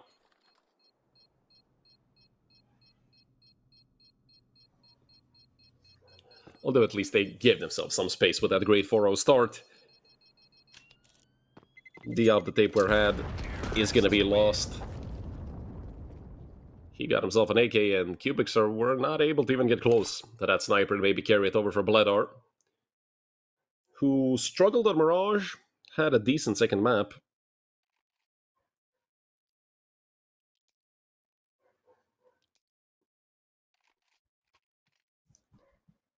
And Anubis is a good map for ops, both on T and CT side. One of the better T sides for oppers, I would say. Because you have so many options. I mean, you could be lurking around on mid, looking to find somebody over peeking. Of course, holding con from stairs is what you're going to be doing 90% of the time, but at least that's a angle that goes in your favor. And the Wolves this time playing a bit more aggressively. 20 seconds in, they've already sent 2 players down into water. With 3 towards B main, we already know what it's going to be. It's just a matter of can Gamezilla and Amar defend themselves. That should be a good nade. Over onto Taper and Quez. Amar with 1 immediately traded. Now it's just Gamezilla with an MP9. Over on backside, Molly pushes him back into Ninja. And he's a dead man unless he somehow gets a kill with that Deagle, which is just not gonna happen. Trippy from CT gets swung on, and look at these kills through the smoke, Bielani. That's just nasty. Leaving only Kaylee, 1v4. He did not make a sound. Let's pick up the M4. Even saving wouldn't be too bad of an idea. They don't have any money, and, well, he's not only going to carry over that M4, but also a 5-7 for somebody, because next round is going to be a full eco for Cubix. Kaylee falling back, just dealing a little bit of extra economic damage to the Copenhagen Wolves. But still, with 3 surviving players, their economy is going to be perfectly fine. Cubix is, on the other hand, well, not so much, especially with Kaylee being taken down. They just hunted him down, and look at the money. Cubix having nothing. Gamezilla bought 2 flashes.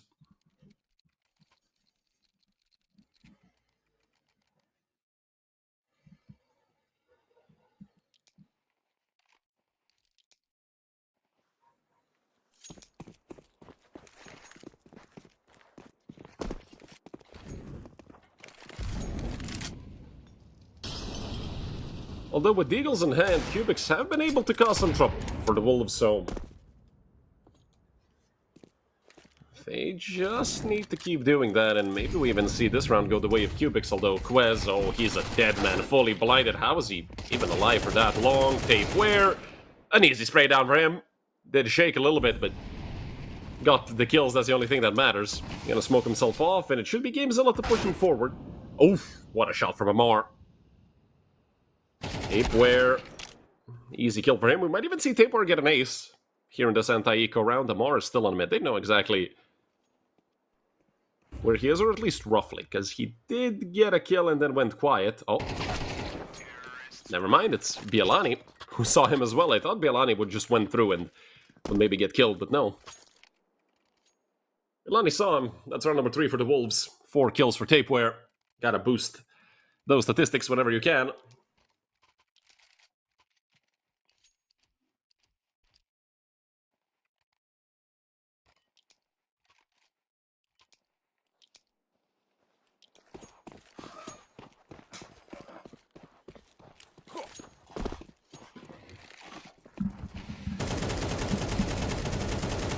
Sometimes even a 4-round half. I mean, I'm already pretending like this half is over, but absolute worst case scenario for Cubix.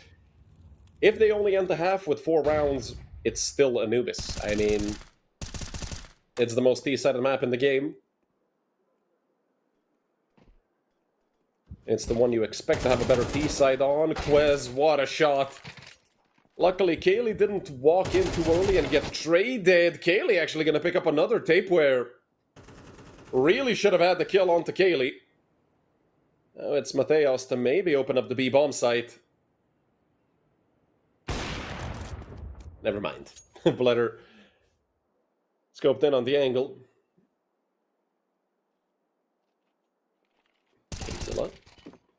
Easy frag for him, leaving just Bielani. In the 1v4. Not really a doable situation. Only 1 kill for him. A good shot onto Kaylee, but round number 5 for Cubix.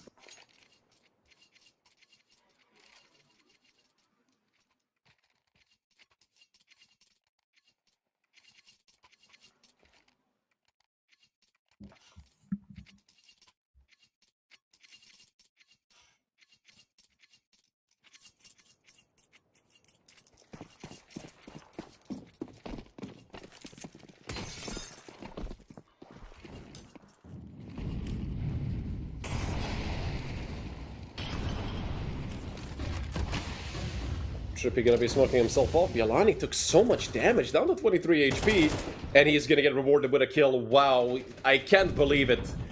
That he actually had a gap there. That seems premeditated, no? Because knowing that there would be a gap in that corner, and running through the molly with all the chaos unfolding, I mean, that's great. If that's what they planned, it came out perfectly, apart from Bialani being down to 20 HP, but a 5v4 nonetheless. Gamezilla, along with two of his teammates actually towards Khan. And this does seem like it's going to be a finish towards B. The Wolves, they might have shot themselves in the foot here by calling B. Gamezilla lining up 2, Gamezilla with 3, 4. Oh my goodness, it's just Jaquinho in the end. And with the man advantage, they get absolutely hammered by Gamezilla. 4 kills. Wow.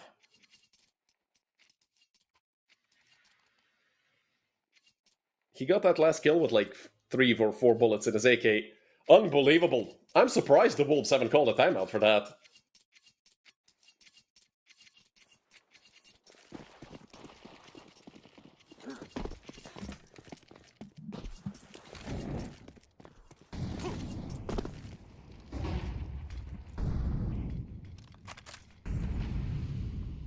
Once again, Trippy. We'll be playing aggressive towards window again. Tapeware. Bit of a random headshot. Kaylee aggressive towards A once again. And a good trade. Even though 2 players on the side of Cubix are down to 40 HP. Should be seeing a flash soon onto Trippy's position. No way they dry swing this, or Trippy just dry swings it with a knife in his hand. Okay. A 4v3 in the favor of the Copenhagen Wolves, but look at Gamezilla once again. He's activated this time, though. Mateos is ready for him. A 4v2 with just Kaylee and Bledar. Those are the 2 players that were actually tagged. Practically at the beginning of the round. Kaylee knows about 1 player right next to him.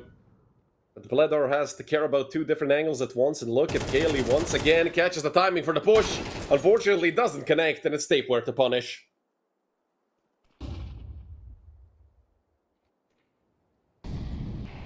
Jaquinho just going to be waiting on main. They are going towards Bledar again. 30 seconds on the clock. They finally wisened up.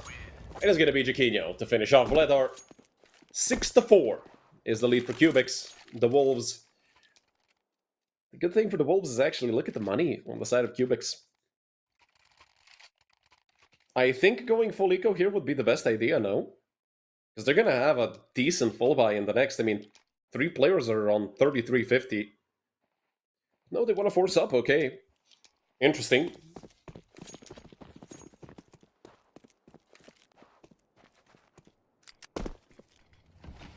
Although, I mean, going full eco at 6-4 is a bit uncomfortable. So I do understand the call, but at the same time, unless they win the round, which obviously they're going for, but if they don't win it, they're not going to have that much money.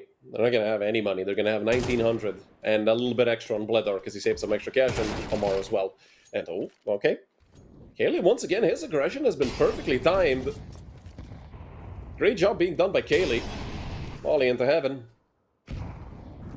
Tapeware planting the bomb, but look at Kaylee, another headshot. That's a 5v3 in the favor of Cubix. I mean, if you force and win the round, then that's a great force, and there's going to be 4 players coming from CT. Tapeware, he might meet the same destiny. Tapeware nearly with 2, and that just leaves Jaquinho. I mean, at this point, best call for Jaquinho is to get the hell out of there. They're going to swing into him. Jaquinho's a dead man very soon. Gamezilla, so much damage going forward. Knife out as well, jumping. This is round number 7 for Cubix. Jaquinho still running away. Dead by Daylight simulator here for Jaquinho. Is able to find 1, but he gets taken down eventually. Too many angles to clear. What a round by Kaylee. Amar following up with a double kill as well, and a 7-4 lead for Cubix. The Wolves, they just keep struggling against these force buys. But they really wanted to peek CT. That's what confuses me. I mean, do you really need to take heaven control? You know they're forced up, you know they have pistols. But that was the call in the moment, and they probably expected somebody to be flanking. because you really have to push something with pistols. But then again, if you lose both Heaven and Camera, then it's rough to play that A-side post-plant, and the Mar... I mean, I understand the Mar had a really good second map, but what the hell is that feat? I mean, come on. Luckily for him, Cubix might not even feel it on the score, because Bledar and Gamezilla are picking up frags towards the B-bomb site. A great display of, well, B anchoring by both of these players. Gamezilla doing a phenomenal job. Second to Kaylee, who's on 12 and 8. Gamezilla on 11 to 6. And a 4v2 in the favor of Cubix. The 4v1 with Kaylee just doing insane work. Across the entire map, I mean, when he's not on A, he's being aggressive on mid. Once again, it's just Jaquinho.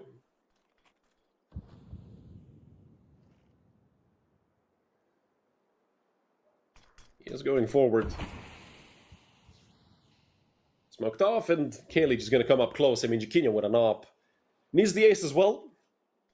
With 30 seconds on the clock. I don't think you guys need me to tell you that's not going to happen.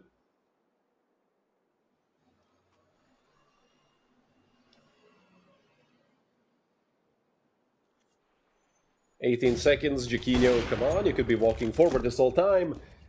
He's gonna get one kill. Should know about the player Brokey, considering where that flash came from, but he needs to chase down Trippy, and look at the way Trippy is playing this. Taps it, and he's out of time. 8 to 4 for Cubix.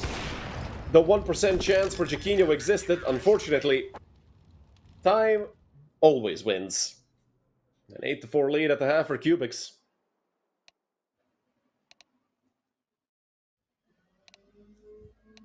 I mean, looking at it, considering the fact it started 4-0, the Wolves did decent. The problem for them is this is T-side Anubis, and I mean, Quez is having a horrendous game so far, 2 and 12.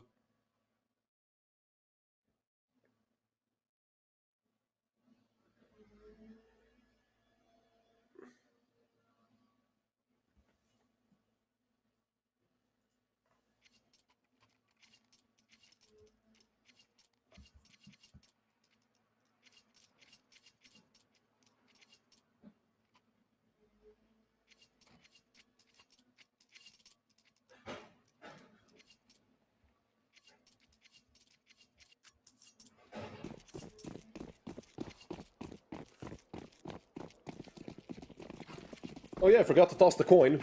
Let's say heads is Copenhagen Wolves again. And it landed on heads again, so... Did the coin even predict the last one? I think it did. Trippy, well, with shooting like this and Amar hitting all of his shots, the coin might be dethroned as the best prediction. 42nd pistol rounds, Cubix. They just ran over the entire A-bomb site. Tape for last man alive, P2000, if anything, he has an extra bullet. But he might as well have saved that one for himself, because Bledar is just swinging everything. A 9 to 4 lead for Cubix.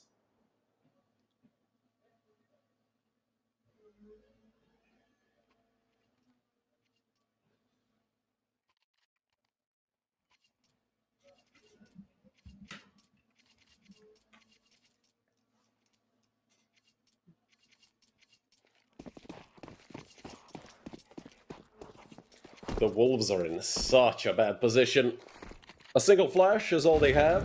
They're probably going to be playing on a retake mid, hoping to catch somebody off guard, but that is a really awkward way to play this round out. I mean, they might as well could have just pushed mid as 5. Because, well, you're going to get smoked, although that smoke, I mean, they're going to disrespect it. As soon as they can, as soon as the Smalley goes out, as soon as they peek, they should be swinging already, and the Gamezilla finally goes down. A 3v3, but Kaylee already took the entire A-bomb site by storm.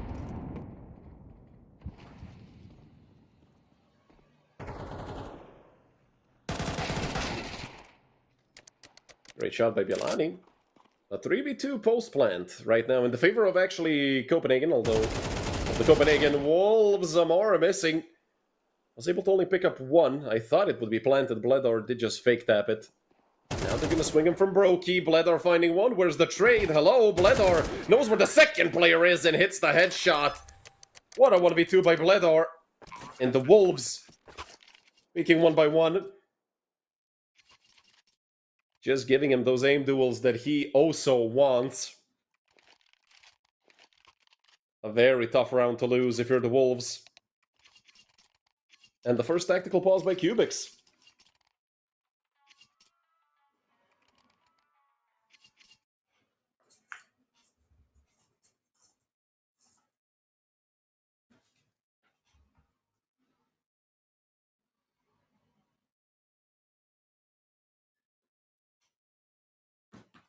Usually it's the Wolves who call timeouts in situations like this.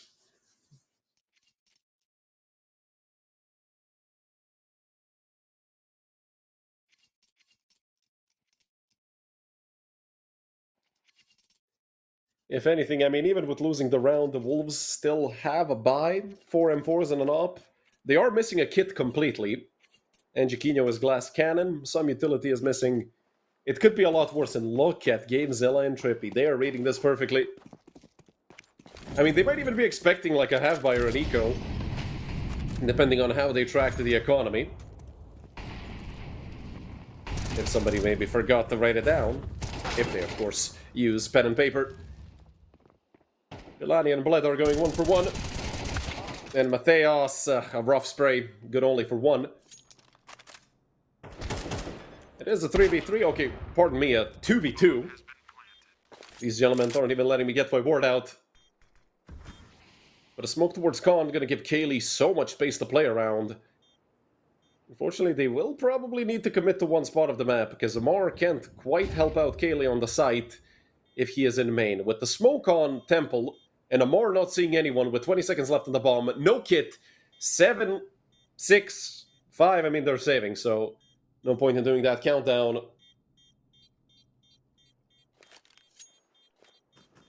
An 11-4 lead for Cubix. And with the economy on the side of the Wolves, I assume they're probably going to force 2900. Jiquinho and Taper are both going to drop M4s. And it's probably going to be Quez to go with an MP9.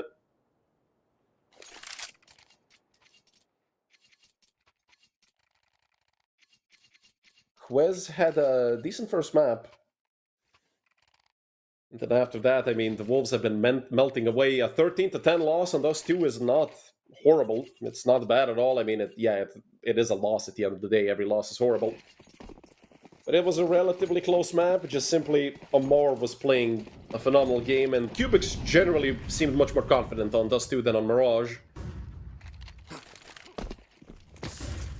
Trippy running through the Molotov, but they don't clear jail. Mateos gets only 1, and Kaylee and Amar both dishing out headshots.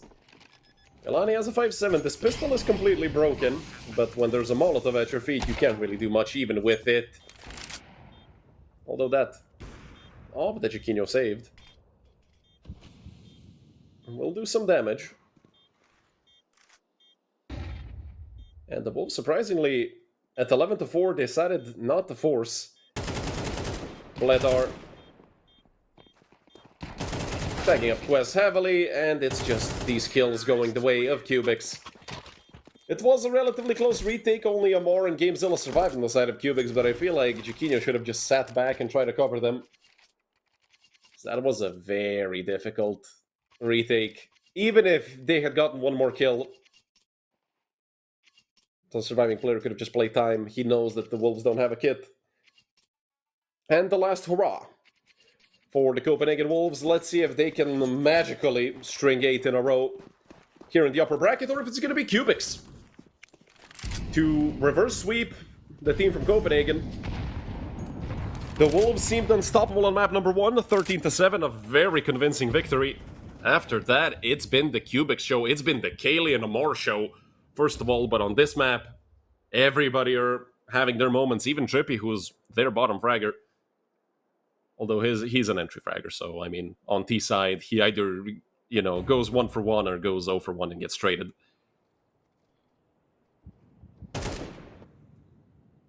Haley. Does he expect the player on the right? Oh my goodness, Quez didn't stand a chance. And Quez might be ending this map with 4-17 unless his teammates can win this. Jiquinho tried to shoot fully blinded, runs back through the Molotov. Bledar took down the Demon from map number 1.